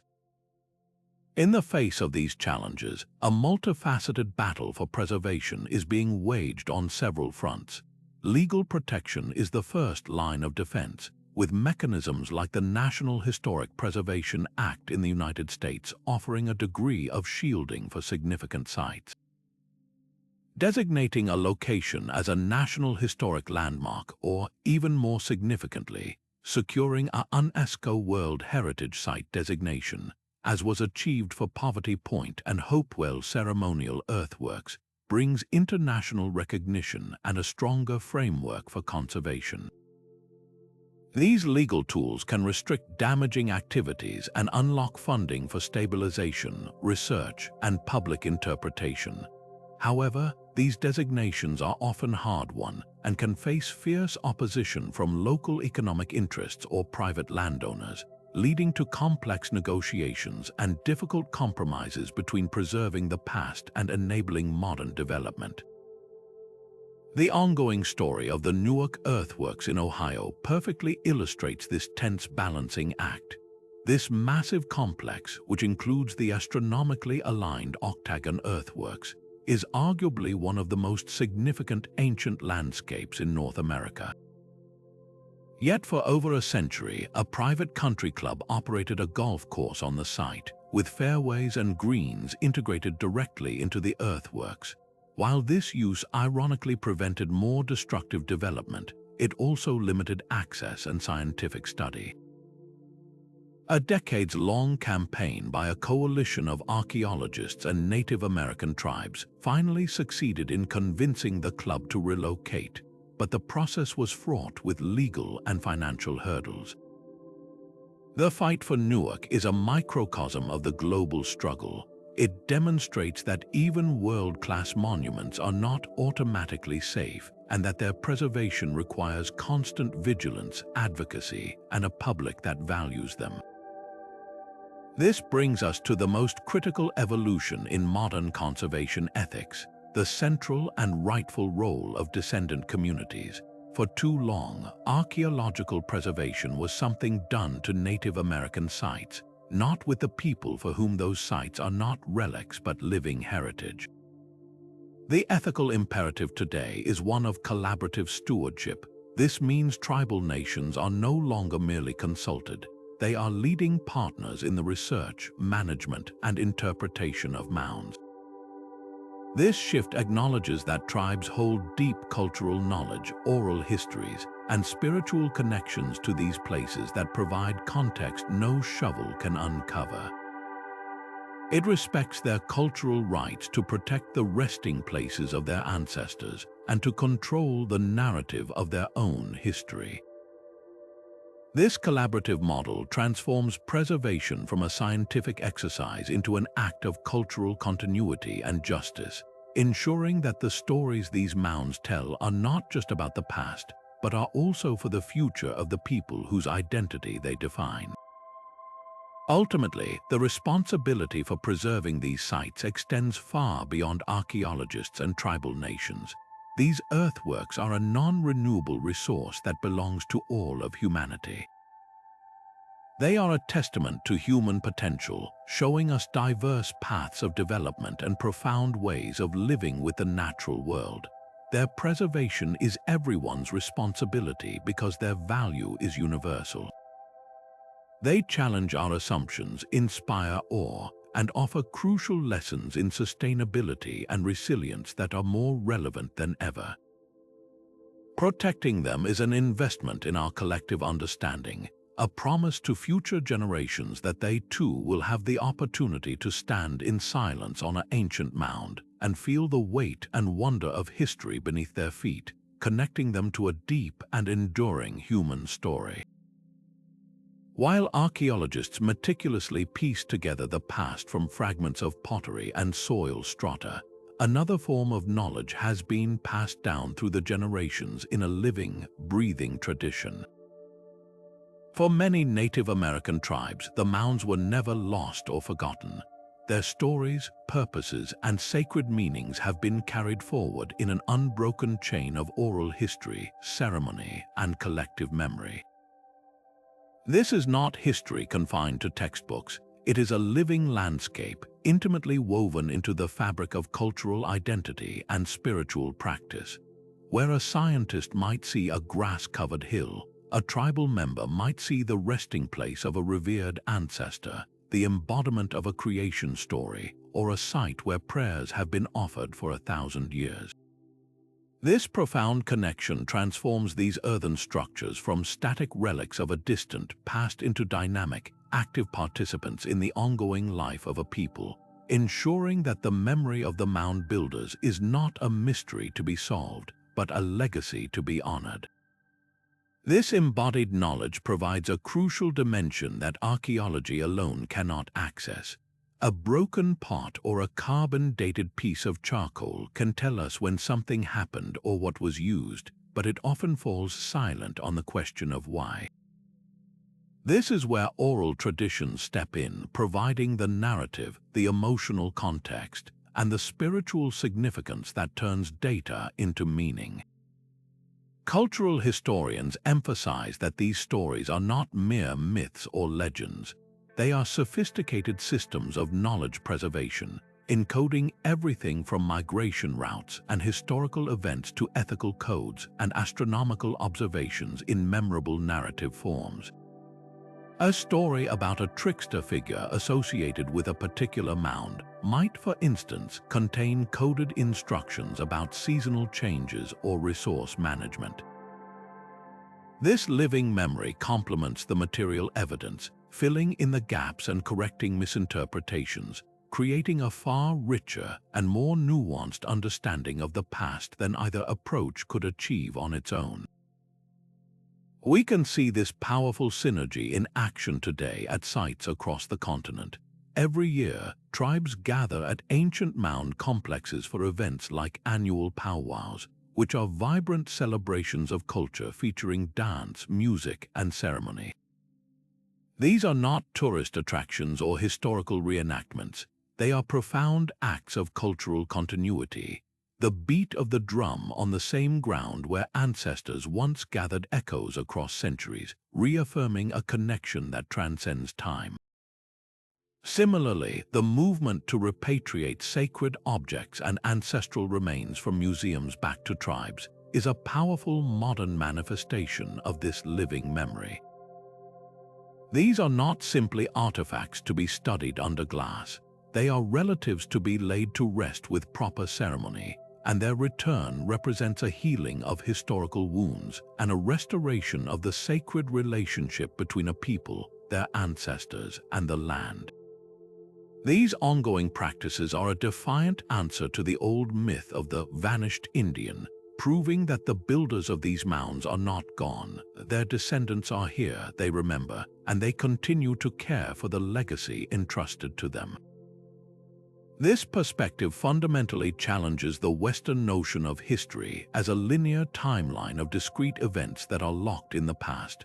For many indigenous cultures, time is not a straight line but a spiral, where the past, present, and future are interconnected and constantly in dialogue. The mounds are physical anchors in this worldview, places where the distance between the generations collapses. A prayer offered at the summit of a mound today is heard by the ancestors who built it. A story told at its base is the same story told 1,000 years ago. This living memory does more than just preserve history. It actively shapes it, informing how the past is understood in the present and guiding how communities navigate the future. It asks us to consider whose voices are centered in the telling of history and what vital wisdom we might be missing when we rely solely on the silent testimony of objects. By listening to these living traditions, we don't just learn about the mound builders, we begin to understand the world through their eyes, bridging the chasm between past and present to hear the enduring heartbeat of a culture that continues to thrive. This idea of a constant conversation between people and the planet brings us to a powerful unifying concept, the geologic blueprint. Think of it not as a literal map, but as the enduring signature of this dialogue, the way human structures and natural landscapes intertwine, each shaping the other in a dance that can last for millennia.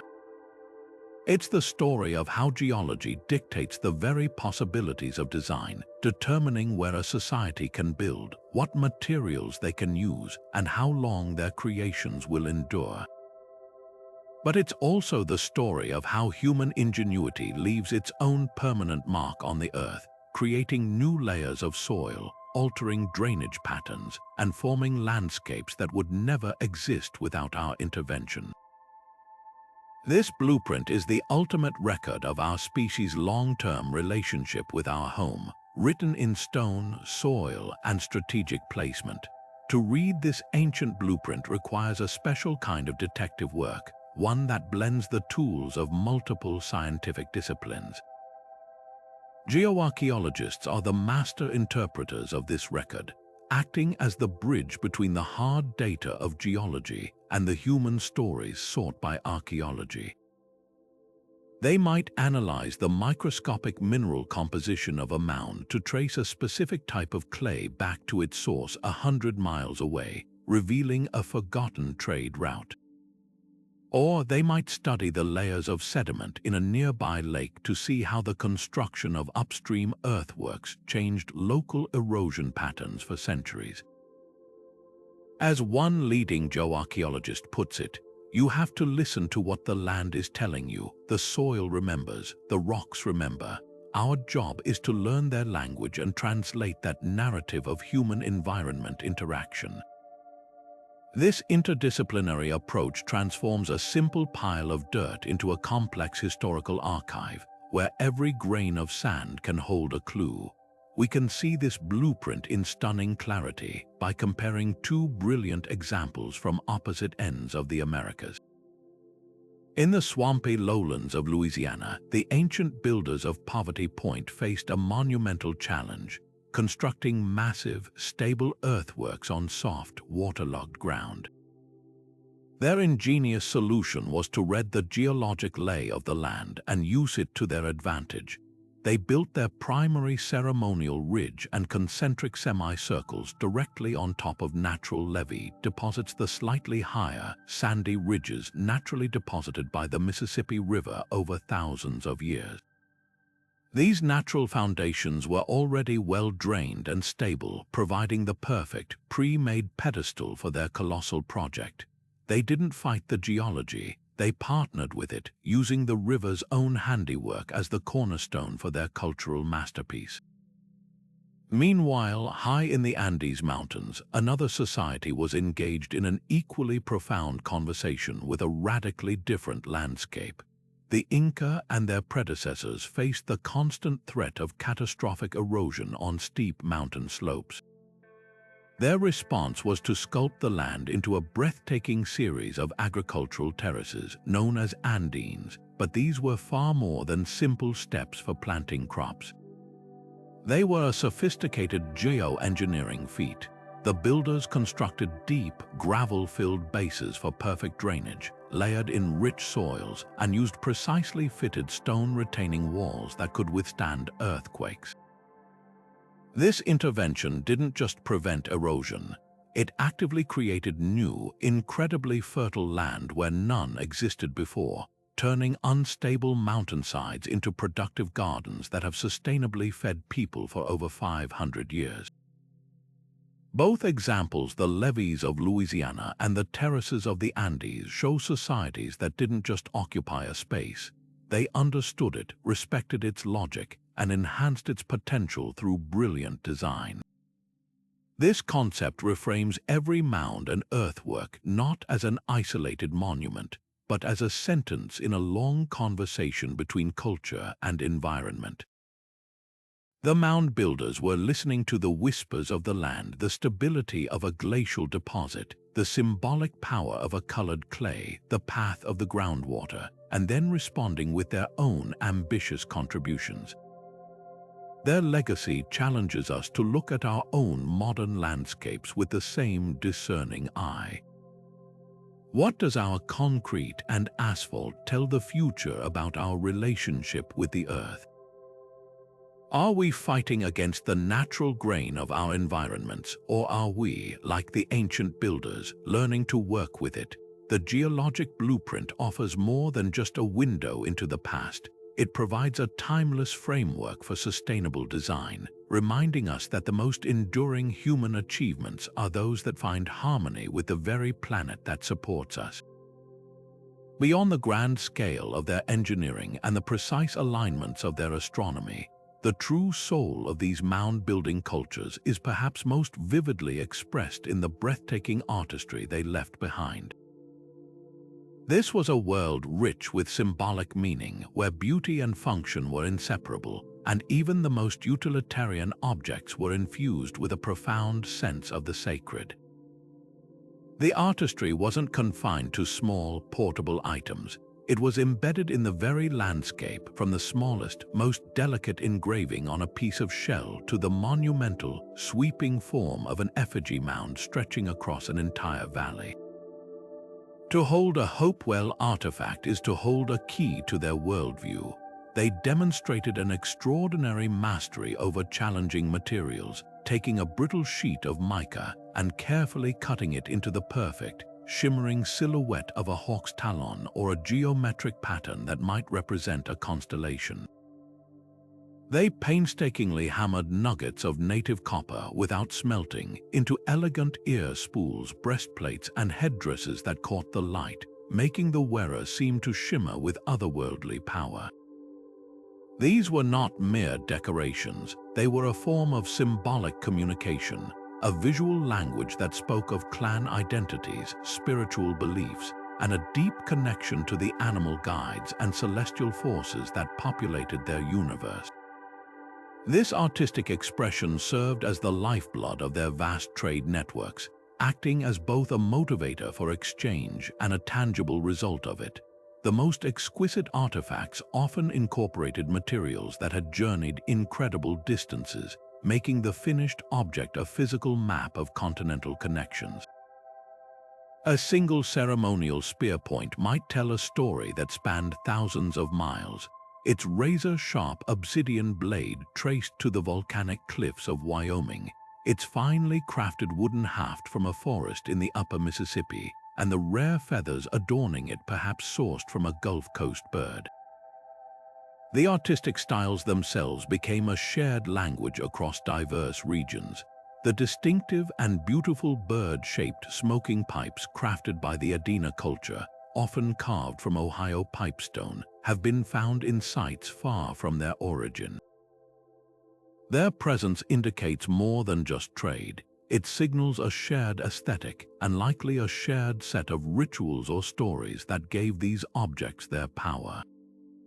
This pan-regional artistic canon suggests a level of cultural connection and mutual understanding that we are only beginning to appreciate, where a finely made object from a distant land was valued not for its rarity alone, but for the shared ideas and spiritual concepts it represented. Perhaps the most narratively powerful artworks come from places like the Spiro Mounds in Oklahoma, a major ceremonial center that served as a repository for extraordinary objects. Here, artisans engraved large conch shells sourced from the Atlantic or Gulf Coast with intricate and complex scenes. These are not random patterns. Many archaeologists believe they depict detailed mythological stories, creation tales, the adventures of hero twins, or interactions with powerful spirit animals. These engraved shells were likely used in rituals by powerful priests or leaders, serving as a visual aid for recounting the sacred histories that bound the community together. They functioned as a kind of sacred text, a way of preserving and performing complex belief systems without a written language. Each line etched into the shell was a sentence, each figure a character, turning the object into a vessel for the community's most important narratives, ensuring that the stories would be told correctly for generations. This incredible artistic richness, from the miniature to the monumental, completely shatters any lingering notion of these societies as simple or primitive. The technical skill required to execute these works, the sophisticated symbolism they contain, and the complex economic systems that supported their creation all point to vibrant, complex inner worlds. Their art reveals a people who were deeply contemplative, who sought meaning and pattern in the world around them, and who expressed those understandings through a powerful visual language. It shows a society that valued beauty, ceremony, and the skilled hands of master craftspeople. The reflective glint off a copper ornament, the graceful curve of a pipestone pipe, the awe-inspiring sight of a giant earthwork serpent, all of these elements add brilliant and essential color to the geologic blueprint. They remind us that the true record of a civilization is found not just in the scale of its monuments, but in the beauty and meaning it chose to create, leaving behind an enduring testament to the human spirit's need to make its mark, both on the land and in the imagination. The remarkable legacy of the mound-builders did not vanish with the decline of their great centers. Instead, it was absorbed, adapted, and reinterpreted by the cultures that followed, creating a living thread of influence that stretches right into the present day. The most direct heirs to this tradition were the peoples of the Mississippian culture, who arose around 800 years after the Common Era and took the core concepts of their predecessors to an even grander urban scale.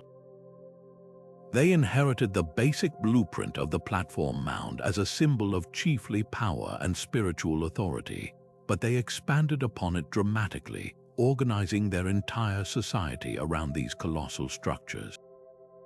At places like Cahokia, Moundville in Alabama, and Etowah in Georgia, the central plaza, flanked by towering, flat-topped mounds, became the undeniable heart of the community. This was more than just imitation, it was an evolution. The Mississippians intensified the agricultural system, creating even larger surpluses that supported bigger populations and more stratified social hierarchies. Their artistry, seen in the intricate engraving on shell gorgets and the powerful sculptures of kneeling warriors, continued the ancient emphasis on spiritual symbolism and elite status, proving that the intellectual and cultural spark of the mound-building tradition was far from extinguished. It was simply entering a new and powerful chapter. When European settlers finally pushed into the interior of the continent, they encountered these mysterious, grass-covered pyramids with a mixture of awe and confusion. Unable to conceive that the Native American peoples they were displacing could have been the architects, they nonetheless recognized the strategic value of these elevated platforms. In a fascinating twist of historical irony, these new arrivals often repurposed ancient mounds for their own ends, and in doing so became unintentional preservationists.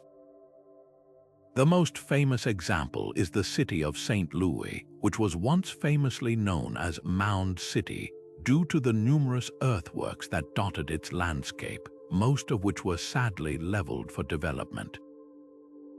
However, in many other locations, mounds were appropriated as foundations for buildings. In Macon, Georgia, settlers built their county courthouse directly on top of the Mississippian-era Ocmulgee Earth Lodge. In Natchez, Mississippi, a mansion called the Connolly's Tavern was constructed atop a prehistoric platform mound. Most significantly, many mounds were used as strategic lookout points and foundations for military forts during various conflicts, their height and stability offering a ready-made advantage.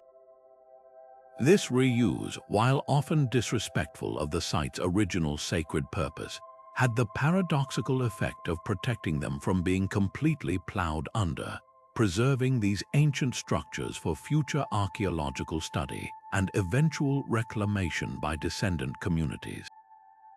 This reclamation is a powerful and ongoing process, where the mounds have taken on a new role as potent symbols of cultural resilience and revitalization.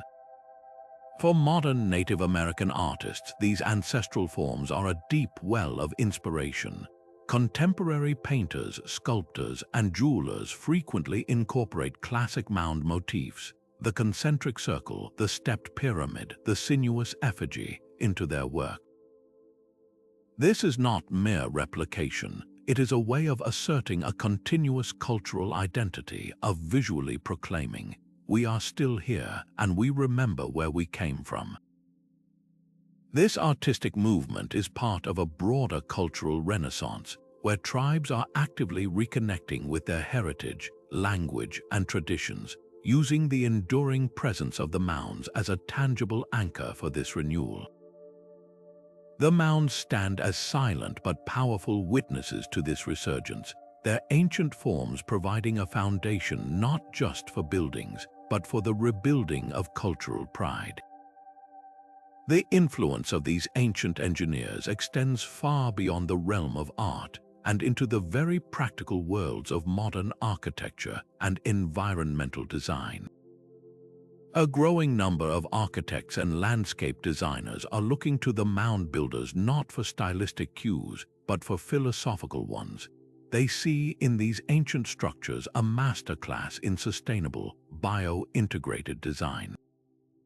The principle of using locally sourced, natural materials, Earth itself, is a cornerstone of the modern green building movement. The mound builders' sophisticated understanding of passive solar orientation and ventilation, evident in the placement of their towns and structures, prefigures today's emphasis on energy-efficient design.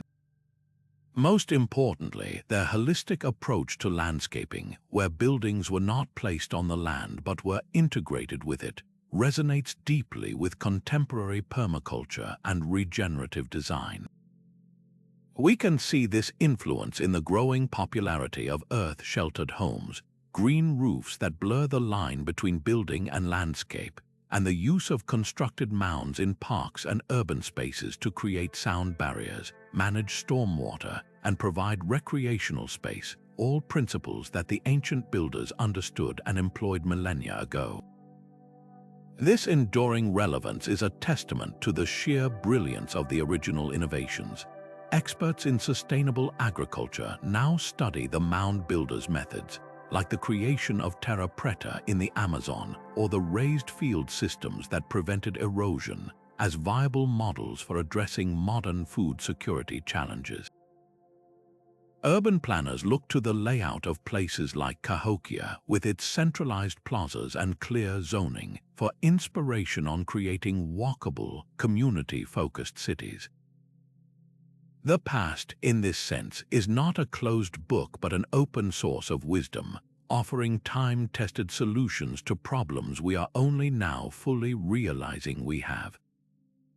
The reflective question then becomes not just how we are inspired, but why we so often overlook these ancient wellsprings of innovation in our rush for new technologies.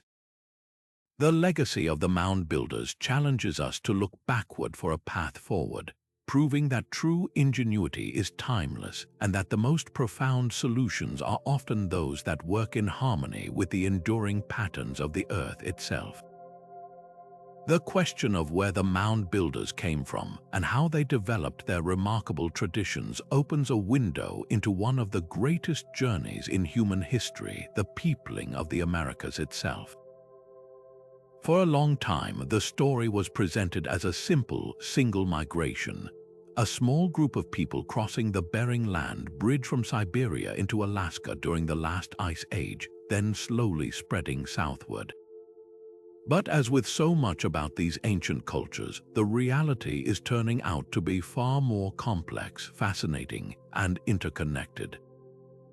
The emerging picture, painted by cutting-edge genetic studies and linguistic analysis, suggests not a single, lonely trek but multiple pulses of movement, a series of journeys and interactions that created a rich tapestry of diverse populations long before the rise of the great earthworks.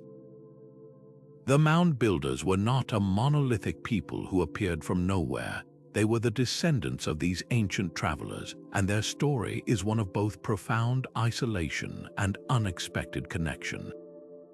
Genetic science has become a revolutionary tool for untangling these deep ancestral threads. By extracting and analyzing ancient DNA from the remains found within the mounds themselves, scientists can now read the biological history of the individuals who built them. Dr. Jennifer Raff, a geneticist and anthropologist who specializes in this field, explains that this DNA evidence is dramatically reshaping our understanding. She notes that the genetic data from ancient burials shows clear and deep connections to modern Native American populations, firmly putting to rest the old myth of a lost non-native race of mound builders. But beyond that, it reveals intricate patterns. The DNA tells stories of population splits and mergers, of long periods of isolation in different river valleys that allowed unique cultural practices to develop, followed by periods of contact and exchange where ideas and people intermingled. This genetic evidence suggests that the Hopewell and Mississippian cultures likely did not arise from a single, homogeneous source population, but were instead a coalescence of different groups with slightly different ancestral backgrounds, coming together in the fertile heartland of North America and forging a new, shared identity around the act of mound construction and celestial observation. This complex web of interaction inevitably leads to one of the most tantalizing and hotly debated questions in American archaeology. Did the mound-building cultures have any direct contact with the contemporary civilizations of Mesoamerica, such as the Maya or the Zapotec? The similarities are certainly provocative. Both regions developed large, stratified societies centered around monumental architecture. The flat-topped pyramids of Mesoamerica bear a striking visual resemblance to the platform mounds of Cahokia. Both cultures had a deep preoccupation with astronomy, creating precise calendars and aligning their structures with solar and lunar events. They also shared certain artistic motifs, like the feathered serpent or winged being, which appears in various forms from the Yucatan Peninsula to the Ohio River Valley. These parallels have led some researchers to propose theories of direct diffusion, that ideas, or even small groups of people, traveled northward, bringing with them the seeds of cultural complexity that then blossomed into the Adena, Hopewell, and Mississippian traditions. However, most mainstream archaeologists urge extreme caution here. The case for direct contact remains speculative and is fiercely debated. The vast geographical distance, over 1,000 miles of often rugged terrain between the nearest Maya centers and the Mississippian world, presents a significant barrier. Furthermore, the timelines often don't align perfectly. The fluorescence of Hopewell culture in Ohio predates the classic Maya period by centuries. The alternative, and perhaps more compelling, explanation is a phenomenon known as convergent evolution. This is the idea that different societies, when faced with similar environmental challenges and social opportunities, can independently arrive at strikingly similar solutions. The need to express political and religious power might naturally lead to building large, elevated structures for elites. A dependence on agriculture creates a necessity for accurate calendars, which leads to advanced astronomy. The human mind, observing the same sun, moon, and stars, might independently mythologize similar creatures. This doesn't rule out the possibility of indirect, down-the-line trade connections that slowly filtered ideas across the continent, but it suggests that the mound-builders were primarily brilliant innovators in their own right, responding creatively to the possibilities of their own unique world rather than simply copying a foreign blueprint. This entire exploration into origins and migrations does more than just satisfy our historical curiosity. It fundamentally changes how we view human history and our own place in it. For centuries, Western history often presented the world as a collection of isolated civilizations developing in their own bubbles. But the story of the mound builders, as revealed by genetics and archaeology, powerfully refutes that isolationist view. It shows us that the history of the Americas, like that of the rest of the world, is a story of constant movement, interaction, and the cross-pollination of ideas. It was never a blank slate waiting for European arrival. It was a dynamic, interconnected hemisphere of diverse cultures speaking thousands of languages and engaged in complex relationships with each other. Understanding these deep and diverse origins helps us appreciate the incredible richness of indigenous cultures today. It moves us beyond a monolithic view of Native American history and allows us to see the true tapestry of distinct nations, each with their own unique heritage, yet all connected by these ancient threads of migration and shared humanity. Their story is not one of isolation but of connection, a vibrant reminder that human culture has always been a web and that we are all the product of countless journeys that began millennia ago. But preserving these ancient sites is only half the battle. The other, equally crucial half is ensuring their stories are heard, understood, and embraced by the public. This is where a vibrant and growing movement in public engagement and education comes into play, transforming these silent landscapes into dynamic classrooms without walls. Across the country, a multifaceted effort is underway to bring the fascinating narrative of the mound builders out of academic journals and into the hearts and minds of people everywhere. This isn't just about sharing facts, it's about fostering a deep, personal connection to a past that has been for too long overlooked. ensuring that these wonders are not just protected physically, but are also valued culturally by the generations who will become their future stewards. One of the most powerful ways this is happening is through immersive, on-the-ground experiences at the sites themselves. The National Park Service's interpretation of Cahokia Mound State Historic Site in Illinois stands as a gold standard. Here, visitors don't just see a field of grass-covered hills, they walk in the footsteps of ancients. They can stand in the reconstructed wood henge and see for themselves how the posts align with the solstice sun. They can climb the immense stairs to the top of Monk's Mound and gaze out over the sprawling American bottom, gaining a visceral understanding of the scale and power of this once great city. Knowledgeable rangers and detailed interpretive signs guide this journey, but the real teacher is the landscape itself. This kind of direct, tangible experience creates an emotional resonance that a textbook simply cannot match, turning abstract history into a personal memory. Complementing these in-person visits is a wave of innovative digital outreach that brings the mounds to a global audience. Social media platforms have become a vital tool for parks and museums, offering daily glimpses into the world of archaeology. A park ranger might host a live Q&A from the base of a mound. An archaeologist might post a time-lapse of a delicate artifact being conserved, or a tribal historian might share a story connected to the site. This democratizes access, allowing anyone with an internet connection to participate in the ongoing discovery and stewardship of these places. Furthermore, high-quality documentaries produced by major networks and streaming services have played an invaluable role in catapulting these mysteries into the public eye.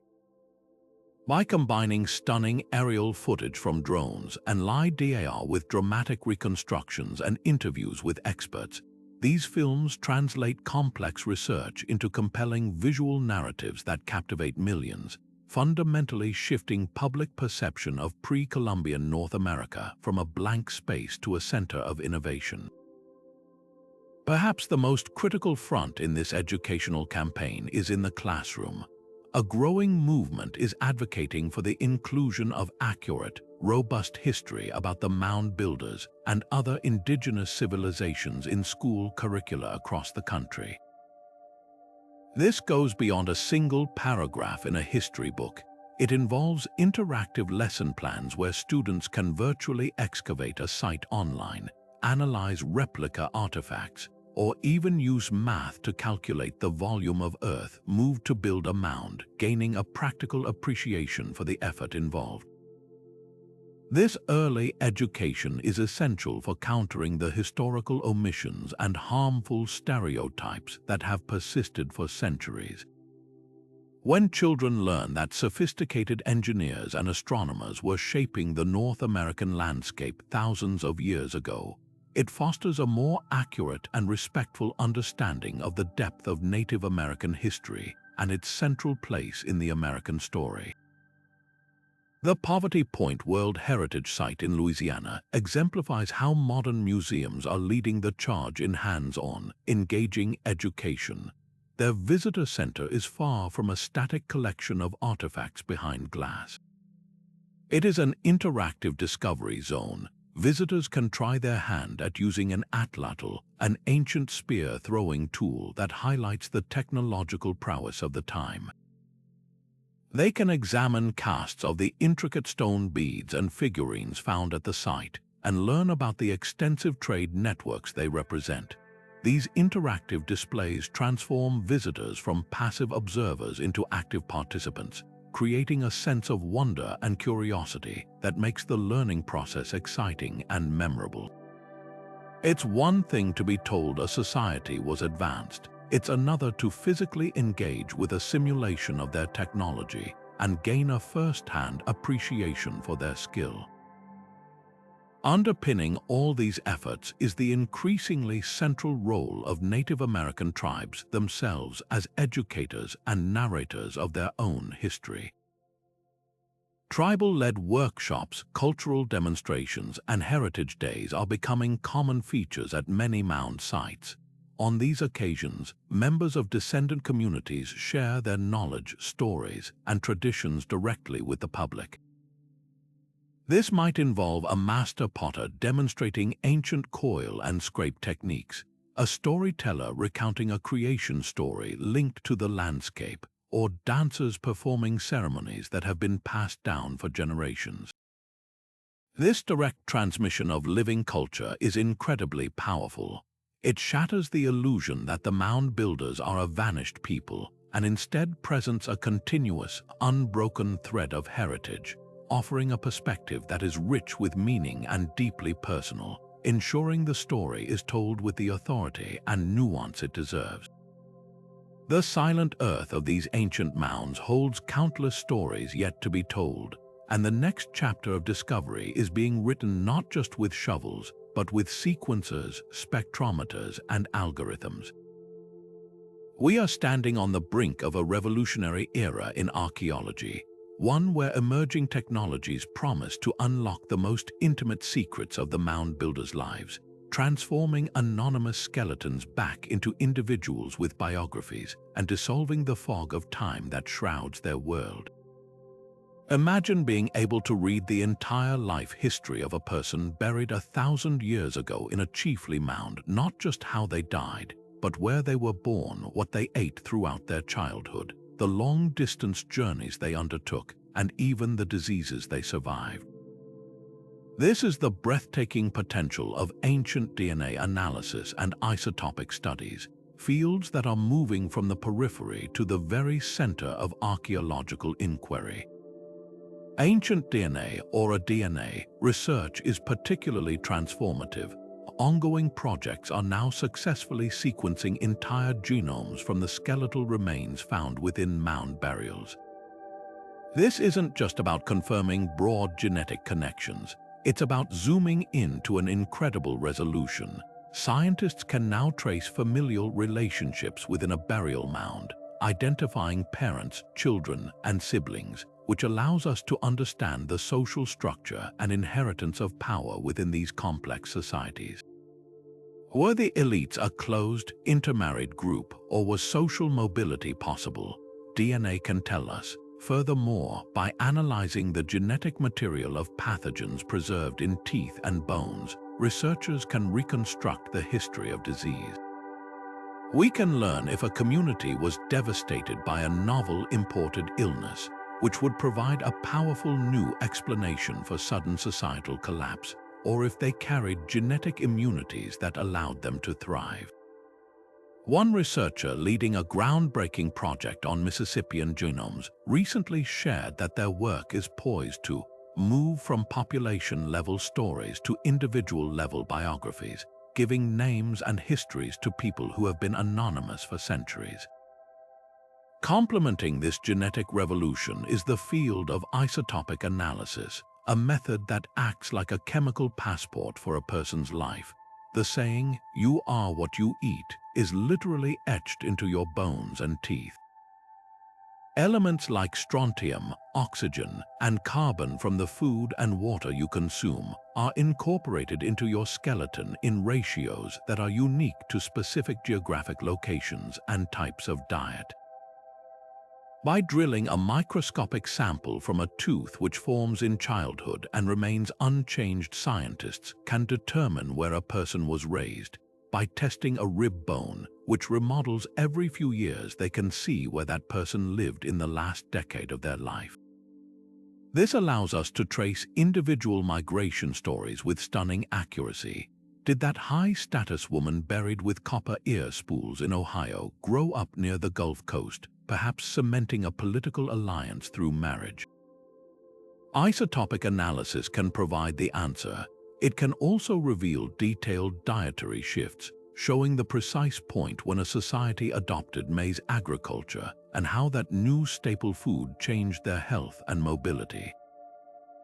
Beyond the study of human remains, artificial intelligence is poised to revolutionize how we see the landscapes themselves. The vast datasets generated by LiDAR and other remote sensing technologies are often too enormous for the human eye to analyze comprehensively. This is where machine learning algorithms come in. Researchers are now training AI to recognize the subtle, often invisible to us signatures of archaeological features within this digital terrain. These algorithms can scour thousands of square miles of data to identify potential mound sites, ceremonial pathways, or even long-vanished settlements based on patterns of soil discoloration or vegetation growth that are too faint for us to perceive. This isn't about replacing archaeologists, it's about giving them a powerful new set of eyes that can scan entire continents, dramatically accelerating the pace of discovery and ensuring that sites are found and protected before they are lost to modern development. The ultimate synthesis of these technologies points toward a future where we can experience these lost worlds. Imagine putting on a virtual reality headset and not just seeing a static reconstruction of Cahokia, but walking through a dynamically simulated city. Based on sediment analysis, we could see the changing seasons, the vibrant green of summer crops, the brown sludge of spring floods, the smoke rising from thousands of hearths in the winter. Using data from isotopic and DNA studies, the simulated people populating this world could have realistic life histories, family ties, and even simulated daily routines based on what we know about their diet and health. One visionary technologist working on such a project described it as, "The goal is not to create a video game, but to build a dynamic, data-driven model for testing hypotheses." We could simulate a drought or the introduction of a new trade good and watch how it might have rippled through the society. This would transform archaeology from a science of static reconstruction into one of dynamic interaction, allowing us to not just see the past, but to experiment with it and understand its resilience and vulnerabilities in entirely new ways. The most enduring mystery is not what we will find, but how each new answer will inevitably lead to a deeper, more compelling question, ensuring that the pursuit of understanding is a journey with no end.